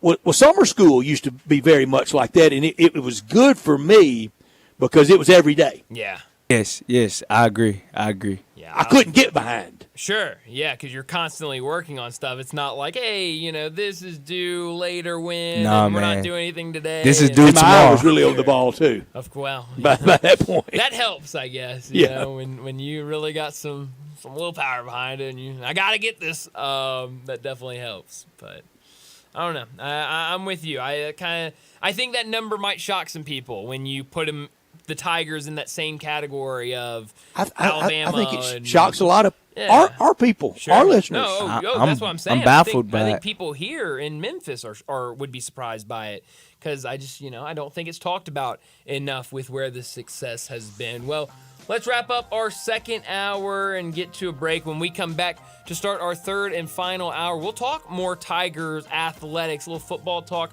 a little basketball talk with our friend Greg Gaston. That's next.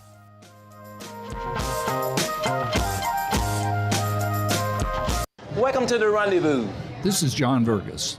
When my dad started the Rendezvous in 1948, I don't think anyone could have imagined we'd still be serving shoulder, cheese plates, and our world-famous dry rub ribs 75 years later.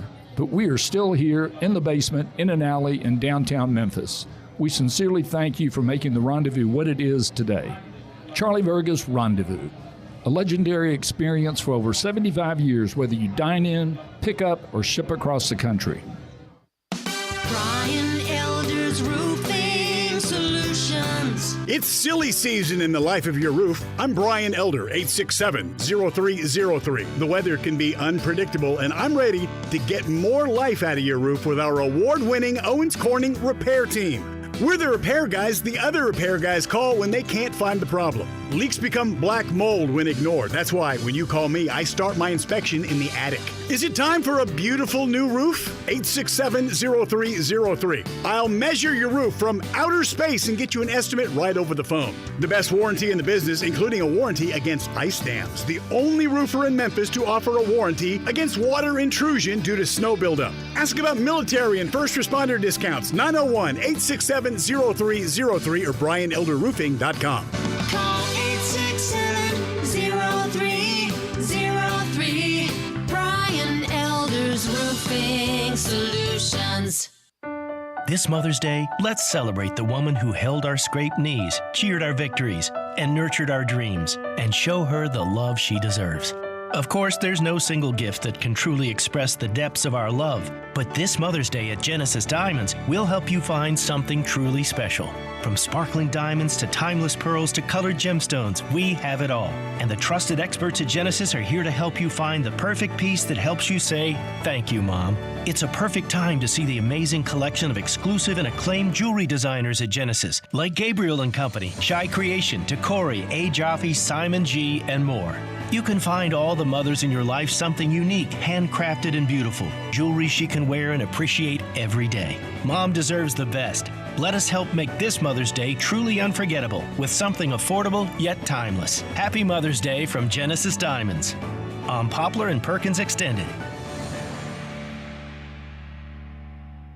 The IRS is the most powerful collection agency on earth. And if you owe back taxes, the news isn't good. The IRS is raising the interest rate it charges on unpaid taxes, and further rate hikes are expected. Most people don't know it, but the IRS adds interest charges on your tax debt daily. So if you owe the IRS today, you will owe even more tomorrow. And it doesn't stop until you get right with the IRS. The good news is, getting right can start with one phone call to Optima Tax Relief, America's #1 tax relief firm. Optima's tax professionals specialize in the Fresh Start Initiative, a powerful IRS program that can save you thousands if you qualify. In fact, the experts at Optima Tax have resolved over $1 billion in tax debt for their clients. Call now for a free consultation. Call 800-480-6932. That's 800-480-6932. 800-480-6932.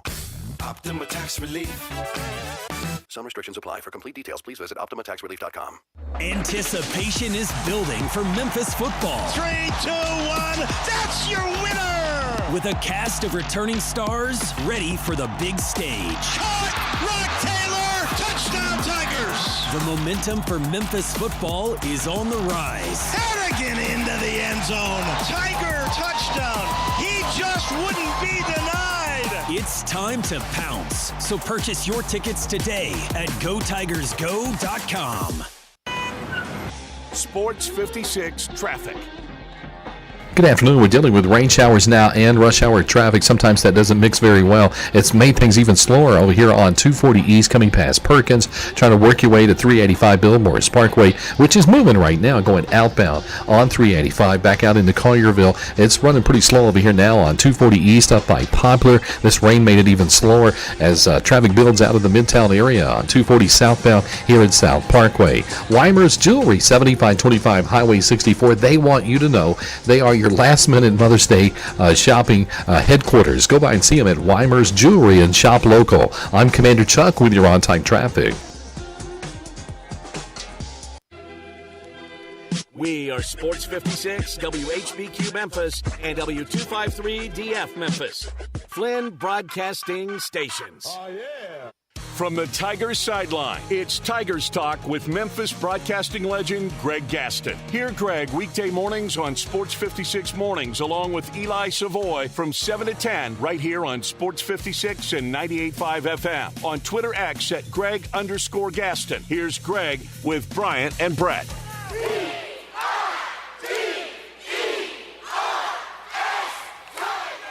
Greg Gaston joins us now to talk some Tigers. As always, you can listen to him every single weekday morning with Sports 56 Mornings, with Greg and Eli. He joins us on our Sissy's Log Cabin guest line. Greg, thanks so much for joining us. I want to start with some Tiger basketball. We heard the news this morning. TJ Bamba has committed to Oregon. He visited here last weekend. And then, I know I was talking to you earlier this week off air, and it felt like it was awfully quiet for somebody that had just gotten done with their official visit, and now we've learned that he's committed to Oregon. What did you make of this recruitment process, and what do you make of the Tigers missing out on Bamba? Well, first of all, good afternoon, guys. Great to be back on with you. Well, I think what it does say, and this is not a knock on Penny Hardaway, but there was the old saying that once Penny got a player on campus, they weren't going to go anywhere else, and that's obviously a falsehood. And not that he hasn't done it in the past, and he's pretty successful in doing so, but in this modern age of the NIL, when other teams can outbid you, there's not much you can do, even when Penny can offer not only a great program, but his services as a former great NBA player. It's not always signed, sealed, and delivered once they get him on campus. And that's something people are going to have to learn to live with that follow Memphis basketball, that are an alum of the school, the University of Memphis, and our big Tiger basketball fans, that even with Penny Hardaway, it's not always going to be easy to seal the deal. No, it's tough out there, and even after this deadline passes, that you can still lose them. Greg, we don't really know our team. We don't know our rosters anymore until opening night. And I said one thing, that players from yesteryear, and I'm not talking 50s and 60s, I'm talking about 1990s players, they could rightly, I think sadly even say, when my eligibility's up, if I don't go pro, y'all forget who I was really fast. And I don't want to name any examples of it, but there's been some really sad cases of it that when it ends, they go from who's who to who's he. I think they could fairly say, y'all forget my name. Now, we don't learn your name until your year in your new stop is almost up. Yeah, you're right. There's been in the history players that maybe got bad advice and decided to leave before they should have left, and it ended up being a bad story. There have been well-documented stories about that. But now it's not just players that could leave early to go to the NBA or turn professional. It's each and every year players reevaluating their situation at the school, wanting to fight for a starting job, wanting to fight for playing time. Those days are gone, but really it's the NIL that has changed it, and that's understandable that the players want to make as much money as they can as amateur athletes. Not everybody's going to be a professional athlete in whatever sport that may be and play at the highest level, in this case the NBA, so they're going to do what's best for them, and that's why you see players with 2, 3, 4 schools that they've played for. So on the one hand, it's understandable. On the other hand, it's frustrating for coaches. I think coaches today have the hardest job than they've ever had because of so many other factors that go into it besides coaching the actual team, because you have to re-recruit every single player every single year that has eligibility remaining, and then go ahead and also find replacements, a lot of replacements to fill your roster. Do you think when it comes to TJ Bamba that maybe this is a good indication or a good thing for the Tigers bringing back David Jones, or do you think that's not? I've seen some people maybe speculating that TJ Bamba didn't want to come to Memphis because the likelihood is now really good that David Jones is going to return to Memphis, and if you have David Jones now in the fold with all the other guards Memphis has picked up in the transfer portal, that options and playing time, minutes, the ball kind of gets limited. Do you think that's a factor? Do you not take that into effect at all, especially with how early it still is with the draft process for David Jones? Yeah, I've heard that speculated as well, and it would be a pure guess on my part because I don't know TJ Bamba from anybody. I just know he's a good basketball player who played at Villanova last year. I don't know what floats his boat, but my guess would be no, that probably wasn't a factor. The factor was that Oregon maybe was something that either through the NIL offer that was more, or what they have coming back, or what they promised out there, or that he wanted to be out on the West Coast. I mean, there's a lot of factors that go into it. Certainly, one could be if you believe that a star of a team is coming back and it might hurt your playing time, that could be a factor. But it would be purely speculation on my part. So I wouldn't even have a guess, but I've heard those rumors as well. Phil Knight has spent a lot of money in football and basketball to not have won a national championship in either. He has spent a lot of money. It is one of the puzzling things when you think about sports and the money that has been dumped into the University of Oregon athletics programs. Now, track and field, they've done okay, but from the big two, men's basketball and football, you're absolutely right. They've had great years, they've had good runs, but they haven't won it all, and it's all about the brass ring. It's all about winning it all for Phil, and Phil's long in the tooth, so he would like to get that done. He's going to continue to support that program, continue to back that athletic department. But you're right, Brett. There's, and I don't know. They've had great players. They've had players that have played in the NFL. They've had players that have played Marcus in Mariota, the NBA. won a Heisman. Yeah, absolutely. But I wonder if there is the West Coast bias to some degree where players maybe from the East don't want to go out West. I think it's changed now with the money you can offer through NIL. And Bamba, I'm not sure where he's actually from. I know he played at Villanova last year, but perhaps that's a situation where it's like, no, I don't care where it's located. What I care about is what kind of program they have and what they can offer. And you're right about track and field, but, Greg, Steve Prefontaine ain't walking through that door. I love Steve Prefontaine. but he's not walking anywhere. I mean, no. 90% of the people are going, what are those guys talking about? Look it up. Google. Google's your friend. Look it up. Google is a good resource. I'm curious. We talked a lot of guards. TJ Bamba, another guard that was here on a visit. It feels like the only real big man we've talked about in terms of guys Memphis is going after is Jaden Quaintance. Now we know he's going to Arizona State after his visit there last weekend. There have been the rumors of Musa Cisse and maybe a reunion with him, and obviously Oklahoma State still a factor there. There's the likelihood that he'll go back to Oklahoma State. But what do you think when it comes to the big man? Do you think we start to see a pivot soon? Do you think there might be some people that just the public hasn't heard that have maybe been on visits or Memphis has been in contact with that's happened already with some of these guards? Tyrese Hunter and I think PJ Haggerty, his visit was very quiet when he came here. Do you think it's more of that? And then on Musa Cisse, do you think there's a chance we could see that reunion take place? It's hard to keep things under wraps. It really is. It usually leaks out, but I think you're right that there is going to be a pivot by Penny to start to look at more bigs.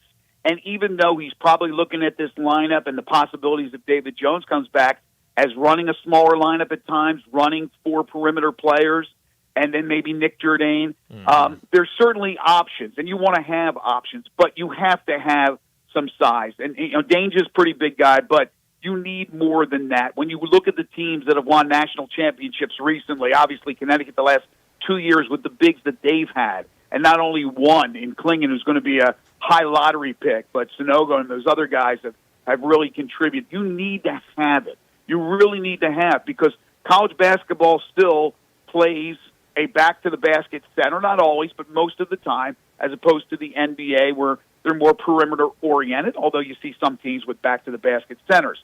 But when you have a guy like Zach Edey, and I know he's a freak at 7'5", there's not too many guys, or whatever it was, 7'3", there's not too many guys like that. But you want to have some size, because you're going to go up against teams, more than likely, if you get to the tournament, you run into a big team, and you're a perimeter-oriented team, you're going to have to try to beat them going small ball, and that's not always a success, going up against big guys who can bang, get rebounds, prevent you from getting offensive rebounds and second-chance opportunities. I don't know what's out there. I know there's a lot of guys still in the portal, but I do believe that you'll start to see, or at least hear names of consequence as far as size is concerned with players that'll probably be next on Penny's list. Our guest is Greg Gaston. You hear him every morning on these airwaves from 7 a.m. to 10 a.m. with Eli Savoy. He's with us every Thursday from the Tiger Sideline, and it's brought to you by Jim's Place, Collierville, Mount Moriah Auto Sales, the law offices of Stephen Leffler, and Neil's Bar and Grill. Greg, I will never let go of this.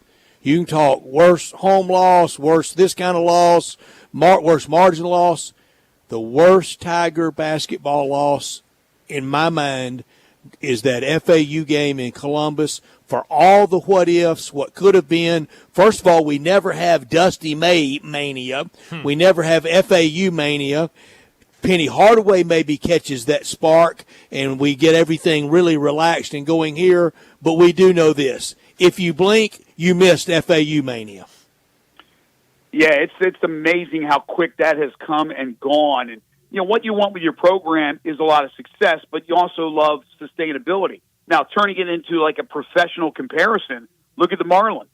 Would you take, as a fan, 2 World Series titles in a fairly short period of time, and then anemic years all those years after? I mean, that's basically what you got. But you got 2 World Series championships.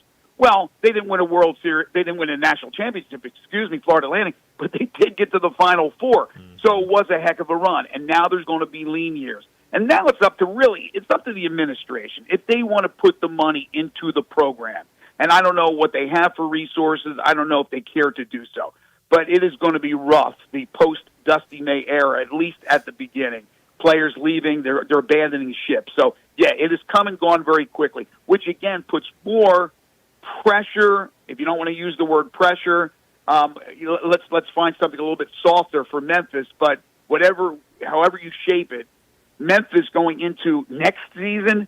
Last year it was Memphis and Florida Atlantic. Next year it's going to be Memphis, and if Memphis doesn't win the conference championship, that's it. Right. And last year you had all these teams that actually finished in front of Memphis. So you can't have anything close to that again. Now there's not even an excuse if Florida Atlantic knocks you off, because who would be number one challenger? Well, let's see who finished up there last year. We had Charlotte made a good run. Brian, help me out with some of the teams. Charlotte, USF, but both those teams have lost all their guys. FAU, Wichita State, recapturing State, it. Not really, no. UAB will probably North get some Texas. players. They will. And UAB, who was that guy they had last year? The big man that was good. He's Luxembourg. Back No, it wasn't. Lindenborg. Yes, he was he's back. the country Luxembourg. Yeah, he was their big. Axel and Dizzy from Guns N' Roses, Luxembourg. That's right. Yeah, you're right. Those programs right there that you mentioned, they all lost a ton. I think maybe in the future, Charlotte could become a player. There's a lot of money for NIL and football. I would think maybe that would carry over to basketball. I think UAB can be a solid basketball program. We'll see about football. Again, Florida Atlantic, it doesn't look like they're going to pop the money in immediately. So I think it was short-lived with the Dusty May era. Obviously, he goes on to Michigan. So I don't know. There's really not many challengers. And let's be honest. Again, it puts the pressure on Memphis to get it done and get it done in a big way. And Greg, we've talked about it a lot during this time, and you and I in private, and you on your show. It's a better football league than it is basketball. Mm-hmm. It is. There's no question about it. Now, let's be honest, football took its hits in the offseason. We'll see how they recover from the loss of a Willie Fritz at Tulane, who certainly had that thing going. We'll see if UTSA is still a good program. I would imagine it will be, but a good program in the Frank Harris Frank Harris era. We'll see what Tom Herman can do at Florida Atlantic. I think USF. Here comes USF. Yeah. Yeah, I think they still have the ability. Man, the resources down there. They're going to build. Eventually a stadium, I believe, on campus. Aren't they talking about football? Or are they talking about, the football stadium? I believe yes, they're talking about that. Yeah, so I think in the future you could see USF being a challenge. Look, let's hope 5-10 years from now we're not talking about Memphis in the American Conference. 2 years. Else has happened in a positive way. But to answer your question, there's not a lot. There's going to be programs that will surprise you. From year, and not every year, but once in a while, you'll say, "Oh wow, who knew that they were going to be that good this year?" Or look at Tulsa basketball this year. It's going to be short-lived. Nothing's going to have sustainability. The only one that should have sustainability and should be the bell cow is Memphis. And I'm not saying you're winning it every single year, because that's really too much to ask for any program. I don't care if you're the top, if you're the cream of the crop. Asking to do it every year and not having any kind of bad issues or injuries or things like that is really not fair. But to ask them to win the conference championship in football, once every 3 years to win, to be in the basketball conference championship game 4 out of 5 years, to be in the NCAA tournament 4 out of 5 years. I don't think it's a lot to ask for, to be honest with you. Yeah. Greg, I'm curious. We talked last week about the spring game, and you were obviously there conducting a lot of interviews throughout the game and kind of listening to what you said afterwards and listening to those interviews during the spring game. It was really impressive, listening to them and how together it seemed like this team is, and kind of everyone knows that one goal of the season, and they're all, a lot of confidence about it going into the fall. Are you surprised how few guys entered the transfer portal from this roster in this spring transfer portal? Because I think you saw a couple go in that might have been a little bit of a surprise, but for the most part, this team stuck together. Do you think that's because of how tight this team has gotten and that one goal that they all share? Did that surprise you that not many guys jumped in the spring portal? No, it did not surprise me. I did not expect a mass exodus. I do believe the team has chemistry. Unlike the basketball season when we talked about the lack of chemistry, I think this football team has a lot of chemistry. They have one mission, and that's to win the conference championship game and then see where things happen with the group of 5 and that representative in the playoff. So yes, I'll use the P word again. There's pressure, but the amazing thing, and I said this to you guys last week, was to a player and to a coach, how much confidence they have in each other to get it done. They expect to be the team that is predicted to be number 1 in the preseason. They expect to be the hunted as opposed to hunter. They love the position they are in, and I think not getting to the championship game would be a huge disappointment. Even with a 10-win season, a win over Iowa State in the AutoZone Liberty Bowl game, that was a very, very good year. They still didn't get to the conference championship game. That is the goal. That's priority number 1. I have not seen that kind of confidence in Memphis football from within since I've been here, and I think that's great. Now you got to go out there and you got to produce it. But they are really confident. From the mental side of things, they are all in. We're so with you. In fact, I had this nugget earlier. Only 10 FBS programs have posted 10 straight winning seasons from the 2014 season through 2023. That's 10 concluding last year in alphabetical order. Here they are: Alabama, Boise State, Clemson, Georgia, Iowa, Memphis, Ohio State, Oklahoma State, Utah, and Wisconsin. What we once dreamed of, Greg, it's happened before our very eyes, and I know you are deeply appreciative of it and work very hard with it and enjoy it so much. Do you think it is that known around? Well, we talk Joe Lunardi's May 2nd mock bracket more than what's actually been done in football. Right. It's an impressive run, and that's an impressive list to be a part of. And I think people forget, some people certainly remember, the lean years, and there were many, many lean years. I mean, it wasn't that long ago, just a couple of decades ago, when they broke through in the mid-2-0s or early 2-0s, whatever it was, to go to New Orleans. I forget the year now. But that was such a monumental achievement. And now you take it for granted. I know there's more bowl games. I understand that. But Memphis, to be as consistent as they have been, and that says an awful lot about the program. It shows you that, if you get a string of good head coaches, you can have that success. They're able to bring in good players. Quarterback coaches, quarterbacks. Quarterbacks and coaching. You're absolutely right. But I also understand the fans wanting more.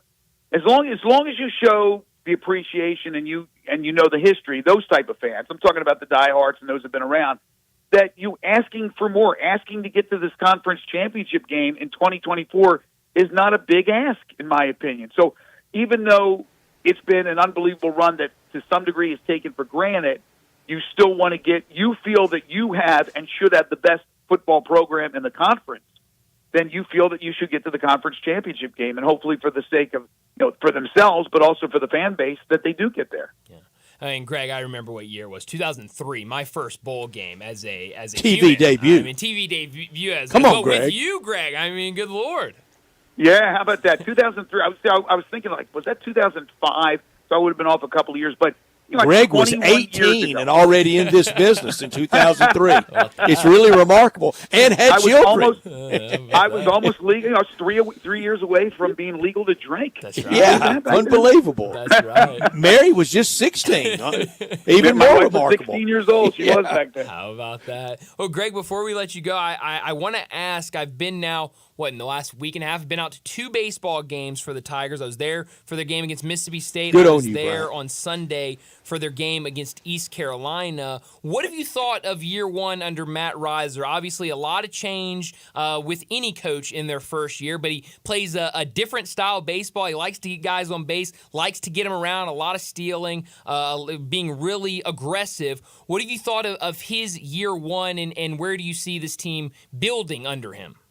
Well, there's 2 things. There's a long road to hoe, but I think they got the right guy there to get the job done. To have the success that he had at Southeastern Louisiana, to go to 4 NCAA tournaments, he was a 3-time Coach of the Year. I think that he has that enthusiasm, that eagerness. He coaches aggressively, so his style, I think, is conducive to people wanting to watch baseball, which can get slow and boring. You guys know that, even though we love the game. I think he's the right guy. He's going to get his guys in that fit his system, and I think Memphis has a chance to be really good in the conference. They're obviously taking their hits here this season. They got a couple of series left. They got 3 series, in fact, in the American Conference. Only 8 of the 10 now go to the conference tournament. So not all 10, or all 8 it was in years past. You got 10 teams now after the reconfiguration, and only 8 go, so 2 stay home. So Memphis needs to make sure that they're going to Clearwater, because anything can happen once you get to the tournament. But they got a 3-game series this weekend in Tulane, in New Orleans against Tulane. They got one at UAB, and then their final 3 games of the regular season at home will be against Wichita State. These are teams that they have to have success against. They struggled against the East Carolinas of the world that are really powerful and nationally ranked programs. But for Memphis to get to the tournament, they're going to have to do some damage here. They're going to have to figure it out. They have been in a rut of late, but I think the long-term future for this program is very good under Matt Reiser's leadership. Yeah, I'm with you, and I think both those games played well early, and just kind of that game against Mississippi State was really close throughout the game. That one against East Carolina on Sunday played really well through the first, 3 or 4 innings, and then kind of let it get away from them. So I definitely think some positive signs there under Matt Reiser in year one. But Greg, as always, thanks so much for joining us, and we'll talk to you again next Thursday. Sounds good, guys. Take care. Thanks, Greg. Thank you, Greg. Thank you so much, and we'll be listening tomorrow morning from 7 to 10 a.m. like I do, like we do, like you should do every single morning to Greg and Eli right here on these airwaves. I like that style of baseball. Yep. Get them on, get them over, get them in. Sure, yeah, and it's a lot. I mean, you're watching. You can't look away for a second, or you'll go, how'd he end up on second? How'd this guy end up on third? How'd they score? Literally, I think it was the Mississippi State game.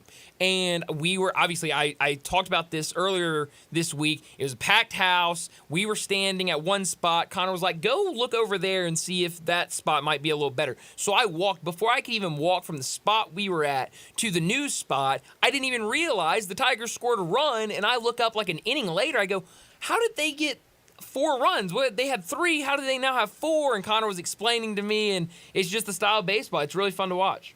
I think ever so slightly, and we know it all trickles down, from the big leagues down, we're getting not away from, but moving a little more to speed, to whitey ball, and away from just living for the 3-run tank. Yeah, no, you're right about that. The pitching's too good. Pitching's really good. The situational pitching's too good, especially in the major leagues. These guys that can come in and they're pumping just gas. Yeah. Oh, yeah. It's hard to catch up with that. Yeah, and so, I mean, pitching's so good. And then the rules of extra, and you get in a tight game, you get the extra innings, you got to manufacture a little bit. You got to figure out how to move them over, get guys in, and I mean, when you're bunt, hit and run, what's that? I mean, so you got to, they're gifting you a guy on second. You got to find a way to bring him in. You do. And then we change all the way back around to real baseball in the then we get postseason. to the playoffs. Everyone knows how it's going. And then, welcome back to regular how baseball should be played. Live for the Earl Weaver 3-run home run then.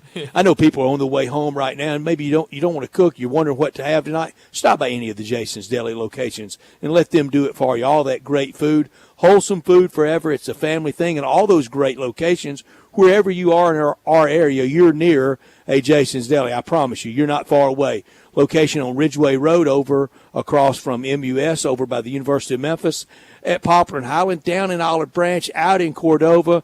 There's one close by, bringing more to the table. It's a family thing with over 200 Memphis area associates for your every need. And all that great food, dining in, to go, delivery, they have it for you. If you're getting ready for something Mother's Day weekend, you're going to have a big gathering at your house, whether it's that day or leading up to that day, let them take care of you. Catering, 5 or 5,000, they've got you covered. Every meal, breakfast, lunch, dinner, the hot meals like the pasta feast, the plain Jane potato bar, the grand potato bar package. You can get all that. And at Jason's Deli, it's always about choice and always healthy. First franchise in the nation to be trans fat free. And the choice, regardless if you seek a gluten-free menu, vegetarian sandwiches, healthy kids meals, you'll be delighted at Jason's Deli. Plenty of organic food to choose from, and that salad bar in all the locations. Over 30 items for you to prepare it however you would like. And complimentary free ice cream in all the locations out in Cordova, down in Olive Branch, over at the University of Memphis at Poplar and Highland, and at Ridgeway Road. The salads off the menu, the Mesa Chicken Salad, the Big Chef Salad, the Taco Salad, they have it for you. Check them out online as well at jasonsdeli.com. Well, let's get to a break. When we come back, we'll talk about what's trending. Broadcasting from the Family Leisure Studio, we are Sports 56 and 98.5 FM. Guns, guns, and more guns. Over 700 firearms in stock. Home defense guns, old guns, new guns, used guns, big guns, little guns. Every gun you can think of, Classic Arms has them. All brands like Glock, Sig, Colt, Ruger, Smith & Wesson, Browning, Beretta, Benelli, Remington, Winchester, and more. Guaranteed lowest prices in town. Only gun importer in the Mid-South. Free gun inspections and appraisals and free bore sighting for the upcoming deer season. Shop online at ClassicArmsOfMemphis.com or visit Classic Arms at 1740 Germantown Parkway behind Corky's Barbecue in Cordova. Brian Elder's Roofing Solutions. It's silly season in the life of your roof. I'm Brian Elder, 867-0303. The weather can be unpredictable, and I'm ready to get more life out of your roof with our award-winning Owens Corning repair team. We're the repair guys the other repair guys call when they can't find the problem. Leaks become black mold when ignored. That's why when you call me, I start my inspection in the attic. Is it time for a beautiful new roof? 867-0303. I'll measure your roof from outer space and get you an estimate right over the phone. The best warranty in the business, including a warranty against ice dams. The only roofer in Memphis to offer a warranty against water intrusion due to snow buildup. Ask about military and first responder discounts. 901-867-0303 or BrianElderRoofing.com. Call 867-0303. Brian Elder's Roofing Solutions. Check engine light on? Take the guesswork out of your check engine light with O'Reilly Veriscan. It's free. Ask for O'Reilly Veriscan today. O'Reilly Auto Parts. Uncorn flavor, Corky's Barbecue. Hi, this is Jimmy Stovall with Corky's Barbecue. We have been serving up our legendary barbecue for more than 39 years, right here in Memphis, Tennessee. Whether you're dining in, picking up in our drive-thru, or serving our famous barbecue at your office or home, with Corky's Party Pack, you are the hit of the party. Barbecue pulled pork, baked beans, coleslaw, barbecue sauce, and buns, starting at only $8.49 per person. And as you know, we send plenty of food. You never have to worry about running out with Corky. Uncorn flavor, Corky's Barbecue. Hi, this is Jimmy Stovall with Corky's Barbecue. We have been serving up our legendary barbecue for more than 39 years, right here in Memphis, Tennessee. Whether you're dining in, picking up in our drive-thru, or serving our famous barbecue at your office or home, with Corky's Party Pack, you are the hit of the party. Barbecue pulled pork, baked beans, coleslaw, barbecue sauce, and buns, starting at only $8.49 per person. And as you know, we send plenty of food. You never have to worry about running out with Corky. Do you know one of the best things you can do for your employees or family's health? Provide Arctic Clear bottled water. Arctic Clear bottled water is your locally owned and operated bottled water provider. Arctic Clear is 100% natural spring water with free delivery and setup, dependable service, and no long-term contracts. What an easy choice. Call Jeff Manus today, 901-382-2363, or visit arctic-clear.com. Arctic Clear bottled water. Call now, 382-2363. That's 382-2363. So you need to sell your house? I have the solution. Call 901-406-1101. That's 901-406-1101. Call my buddy Bill at I Buy Houses. Any house, any area, as is. It's literally as simple as that. Just pick up your phone. Call 901-406-1101. That's 901-406-1101. Call my buddy Bill at I Buy Houses. Guaranteed to close in 5 days. If you need to sell your house fast, call Bill at 901-406-1101. That's Bill at I Buy Houses. Sports 56 traffic. Good afternoon. It remains slow to go over here on 240 East, trying to get past Perkins towards Walnut Grove. Rain showers out here mixing with rush hour traffic. Several wrecks are out here as well. Give yourself extra time. Still wants to run a little bit heavy down through South Haven on 55 going southbound south of Memphis. Weimer's Jewelry, 7525 Highway 64 is your last minute Mother's Day headquarters. Go by and see them and shop local this year for Mother's Day at Weimer's Jewelry. I'm Commander Chuck with your on-time traffic.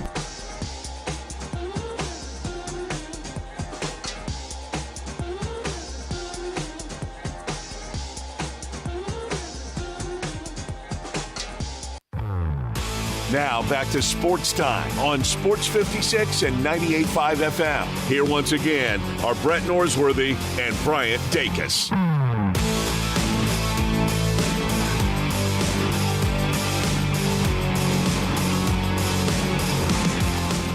Welcome back into Sports Time. Bryant and Brett with you. Johnny Hill producing. We got about 30 minutes left in today's show and plenty to get to during what's trending. I want to talk about some things more at length, but I did want to get this out early. We talked earlier that Damian Lillard will return tonight for the Bucks. A game that's about to start any minute now. I mean, 5:30. It sneaks up on you, Brett.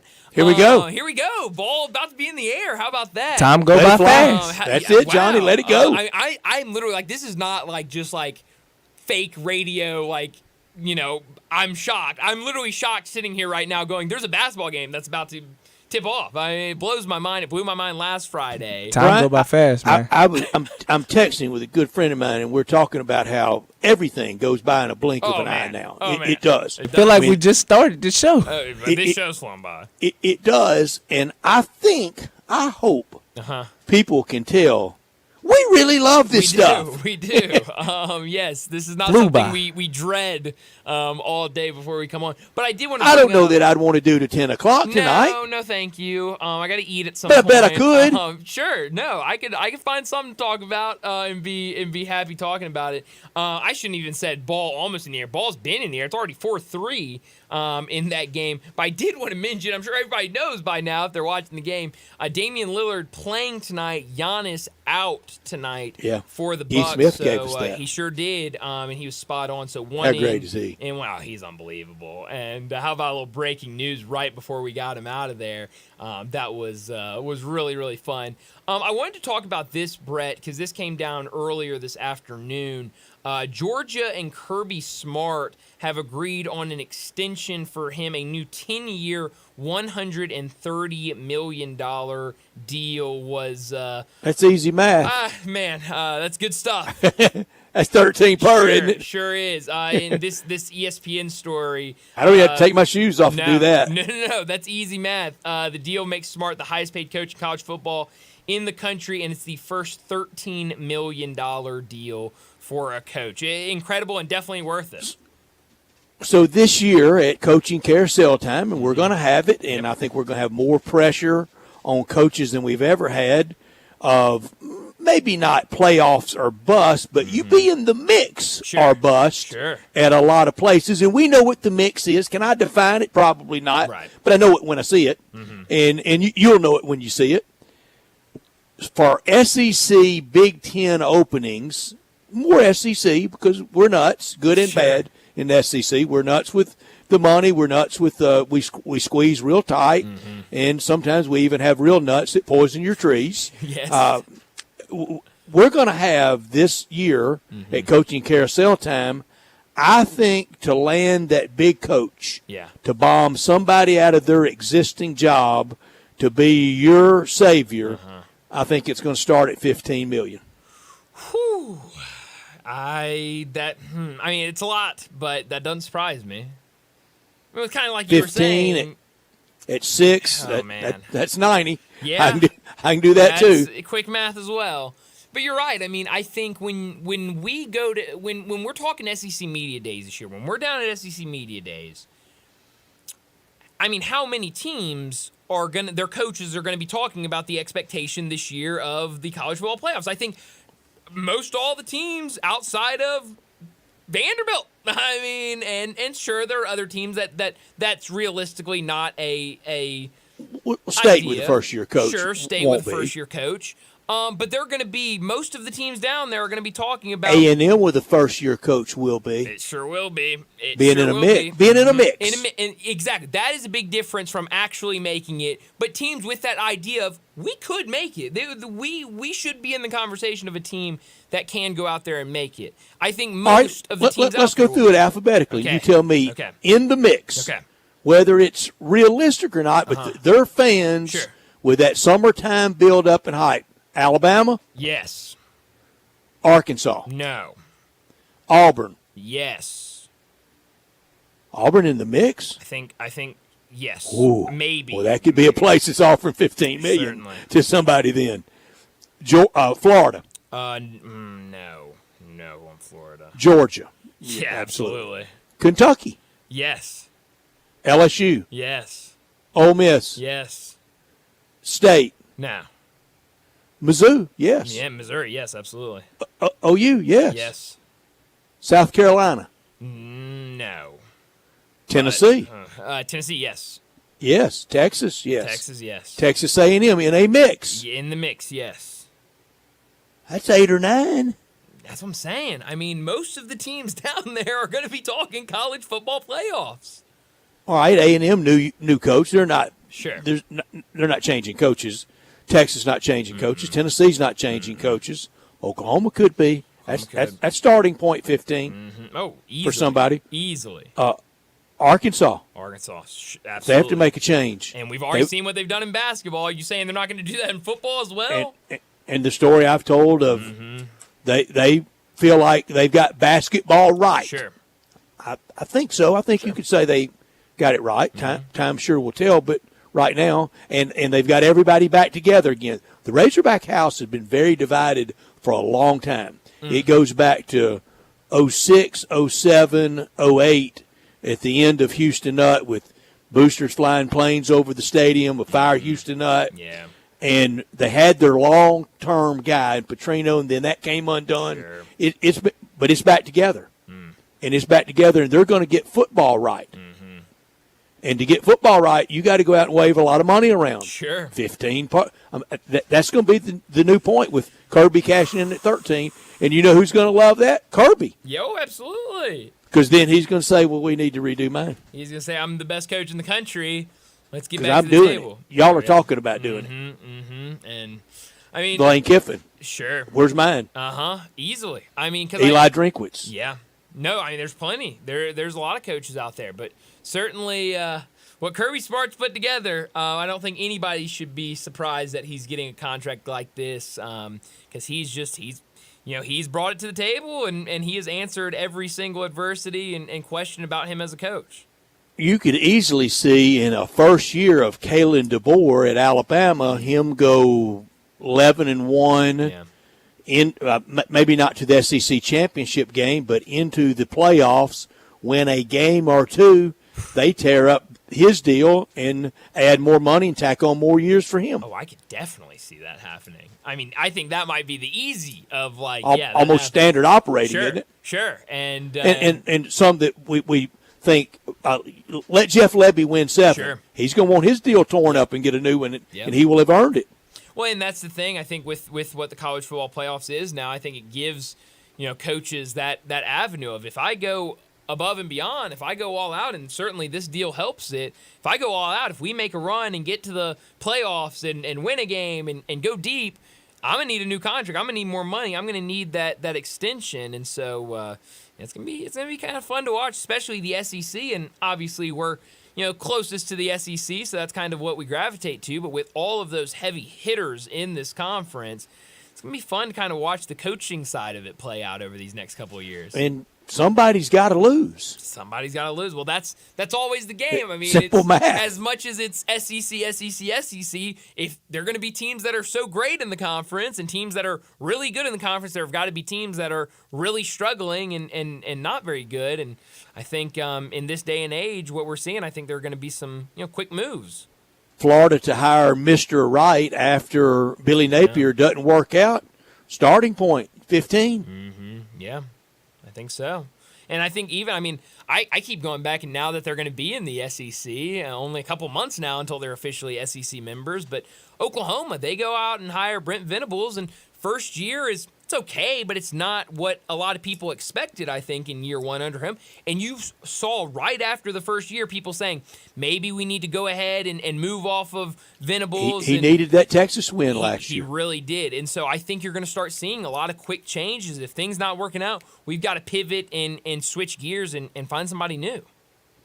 What you just said, copy and paste for Hugh Freeze. Yeah. I think Hugh Freeze could get in trouble with a 7-5 season. Yeah. I know he could at 6-6. Oh, 6-6, 100%. Because I think a lot of people were saying last year, okay, it's still very early. Let him get this staff in. But show us some direction. Let us get these players. Give them a couple of recruiting cycles. Give them a couple of transfer portal cycles, and then let's see what happens. And if he comes out this year and really struggles, especially kind of with how last year ended, those last couple of games of the season. Oh, yeah, I think he could be in trouble with a 6-6 season. Were you surprised with that East versus West nugget I had with Keith Smith that 11 championship teams in the 21st century in the NBA, 6 from the East, 5 from the West? I don't know many people would believe that. Yeah, I don't think so. That's a really it feels like heavy West. Sure, but then you got to think about those those Miami Heat teams with LeBron on them, the Cavs team, Toronto, a couple Milwaukee. years. So there's been, I think, the top end of the East has been really good, and it's just how packed the Western Conference is with all of those loaded teams from top to bottom. But yeah, that did kind of surprise me a little. Because we're very puffy in the NBA Western Conference. Of course. And that was a great question you brought up, Keith. Especially here in Memphis, we've got a team in the West, and I think I won't even hear the idea the SEC's overly puffy. I know better. Yes.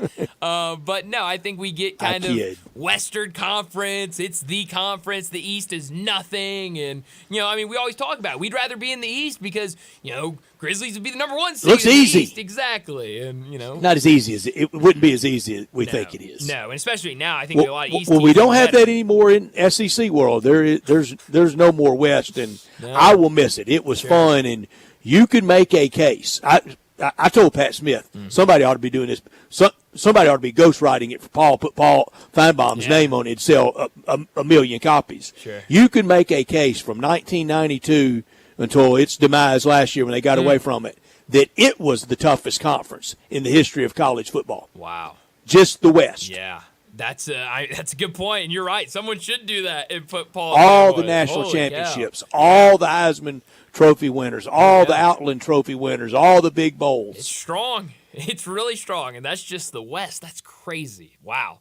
But no more. No. Now it's just one. More unity in the SEC. We're all one now. We're all together. I ain't counting on that. No, I wouldn't either. But let's go ahead and get to our final break of the day. When we come back, wrap up today's show, talk about Crunch Time.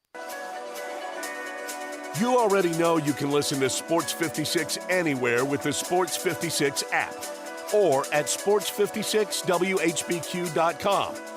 But you can also watch us daily with live video of all of our shows on Twitter, Facebook, YouTube, and Twitch.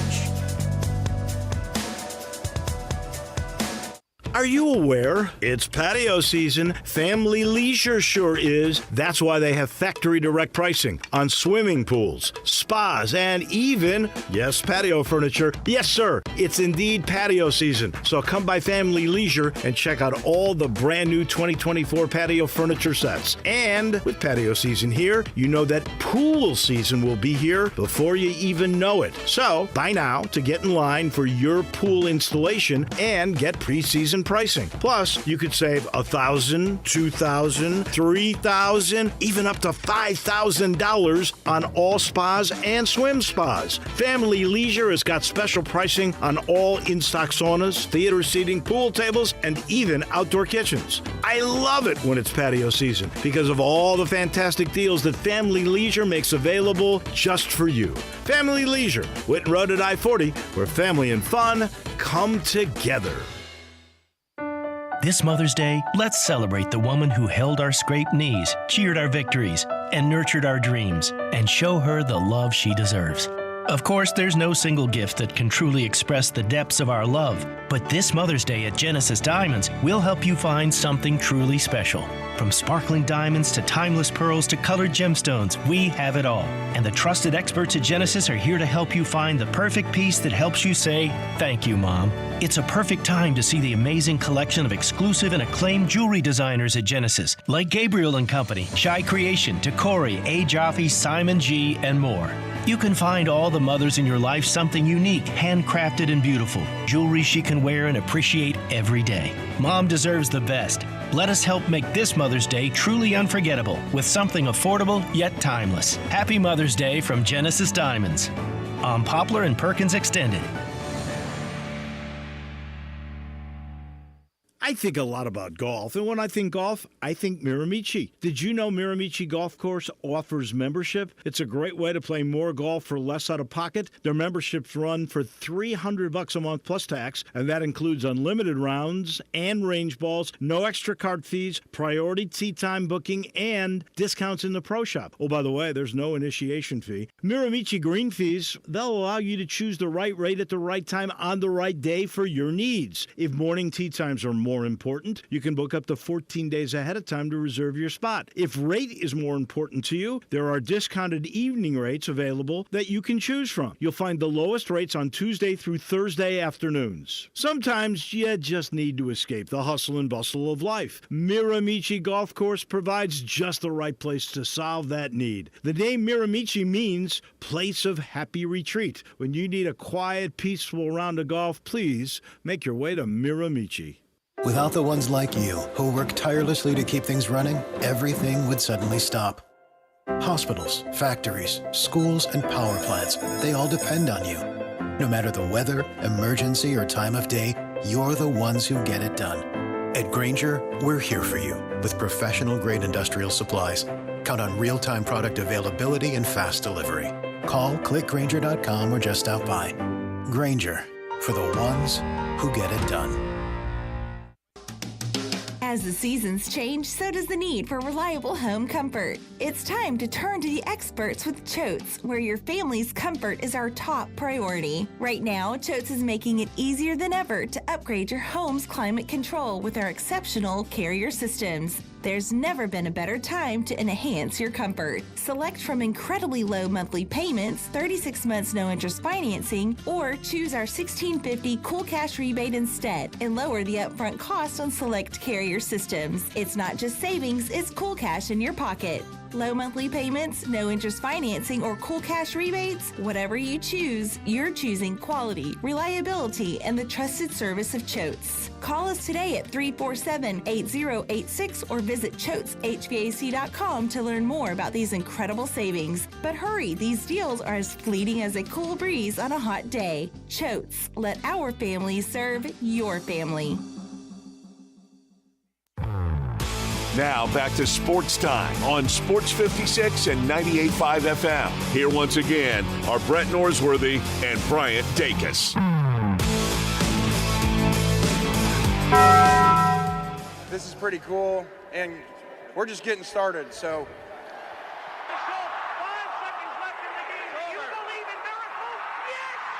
Go crazy, folks! Go crazy! This is Geraldo. It is crunch time. You are looking live. In your life have you seen anything like that? Goodbye. Hello, high school. It's obviously crunch time. Hammer, nail, coffin. This baby is over. The double steak grilled cheese burrito, so good. Double the steak with nacho cheese sauce, seasoned rice, red strips, sour cream, and the 3-cheese blend wrapped inside a warm flour tortilla, with even more 3-cheese blend grilled on the top. The double steak grilled cheese burrito, it hits the spot now at Taco Bell. And at Taco Bell, when they say they are feeding people's lives with unexpected good, they mean it. Bowl food you can't get anywhere else. Well, I want to apologize in advance for both what I learned today and what I could have done without, because I'm not sure many people really care about these two topics, but I do, and so I'm bringing them to the table. What I learned today is that Major League Soccer's Philadelphia Union have officially signed a 14-year-old. How about that? Wow. Caven Sullivan is considered the best 14. American soccer prospect in the world. And he has been a part of he was born in 2010? Yeah, that's right. Yes. He's been a part of the Philadelphia Union's academy, youth academy, but he has signed. That's even young for y'all. It is extremely young for me. But he is now signed to the Philadelphia Union, and part of his contract, there's a clause in there that My laptop I'm own's older than that. It sure is. But in this is an interesting clause. Once he turns 18. Manchester City, the Premier League powerhouse, will get his rights. They're going to pay $5 million for the rights for this player once he turns 18 years old. It is considered the first of its kind where two teams, an MLS team and a European team, have prearranged an agreement to transfer him once he turns a specific age. And they're saying that this 14-year-old kid could debut this season for the Philadelphia Union if he continues to progress like he's been progressing. So who knows? We could turn on an MLS game later this year and see a 14, 15-year-old kid out there. 14. Wow. It's young. What was I doing at 14? Not playing professional soccer. I know that's for sure. Not playing any soccer. No. Well, we've done it, Bryant. Today is the official college football equinox. We are officially closer to next year, this season, 114 days to this season than we are from last year, 115 That's games. incredible. So mark your calendars. Wow, I love that. That is awesome. That makes me feel good. What doesn't make me feel good, though, is what I could have done without today. I'm telling you, there's going to be a 30 for 30 one day about the revamp of the Arena Football League. And when we all sit down and watch it, everyone's going to say, you know what? Bryant was on top of that when it was happening. Because this league, the revamp of this league has been horrific. I mean, it has been awful. I didn't bring it up yesterday, but yesterday, we're getting ready for week 2 games this week, Brett. Week 2, and they changed the schedule. 3 days before games are supposed to be played, they said, hey, this team, you're not going here, you're going here instead.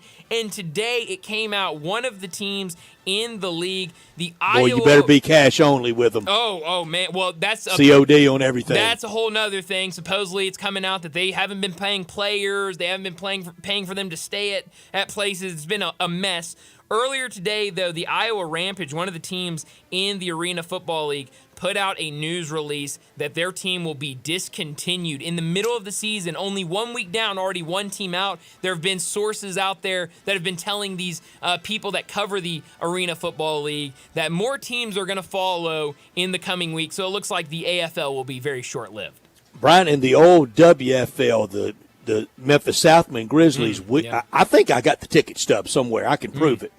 I'll go on the hunt. Sure. We had tickets for the Memphis Southman Grizzlies to play the New York Stars. We went to the game, and they played the Charlotte Hornets because they moved from New York that week. Oh, wow. That sounds like something I would see happen in this Arena Football League. It's never a good sign when you see it. I could have done without the big, bad, rough, tough Philly crowd. They can't keep Knick fans out of their building. What happened to Philly being so rough and tough? Here's what I need to tell Philly. Y'all do know that Rocky is fictional. Brett, Brett, don't tell them that. You can't tell them that. Sorry. You can't tell them that. They Sorry. got the statue. Everyone goes to the building I know, and run up the but stairs. it wasn't real. Well, don't tell them that. Don't tell them that. I think it will break their hearts. Where are you beaming tonight? Beam me to Philly. There you go. Give me one of those tickets that they can't sell, and I'd walk in my Willis Reed number 19 Knicks jersey on tonight with guns showing. Oh, yeah. I love that. Well, following everything I said about the Arena Football League, beam me to their game tonight, Nashville. Wow. Cats on the road. In I love it, Brian. This game was supposed to be on. Be careful, Brian. If you use your debit card, they're going to steal your ID. That's very true. Yeah, man. I'm scared of them, Johnny. I love it. I'm scared of them. I will say, this game was supposed to be on NFL Network. That is completely falling apart. No they're not on there, Brett. On NFL Network, but beam me there. Why not? I'll stream it. Big Game 6 is underway. Yeah. Indiana already with a 10-point lead. Ooh. Light night in baseball. We mentioned Cleveland and Houston. That's about it. Yeah, only one game that I saw on ESPN. We're about to get Florida and Tennessee college baseball action, so that'll be fun to watch as well. But that's all the time we have. Enjoy your night. We'll do it again tomorrow. Regions Bank presents Live at the Garden at Radians Amphitheater June 6th with Dierks Bentley. This summer's lineup also includes the Goo Goo Dolls, John Fogerty with George Thorogood, Sam Hunt and Styx with Foreigner. All season and individual tickets on sale now. Live at the Garden is also presented by South State Duncan Williams, Duncan Williams Asset Management, AutoZone, True Green, The Lilly Company, Gossip Motors, Pro Show, and Mahaffey Events. For more information, go to radiansamp.com. Challenging, purposeful, rewarding. I was the only female in my class, so I call them my brothers to this day because they supported me, they helped me. Like, I couldn't do pull-ups. I went to the gym, we worked out together, so it was fun. We have the unique opportunity as deputies of interacting with people at some of the worst and sometimes most transitional or pivotal moments of their lives. Come join our team, become a patrol deputy with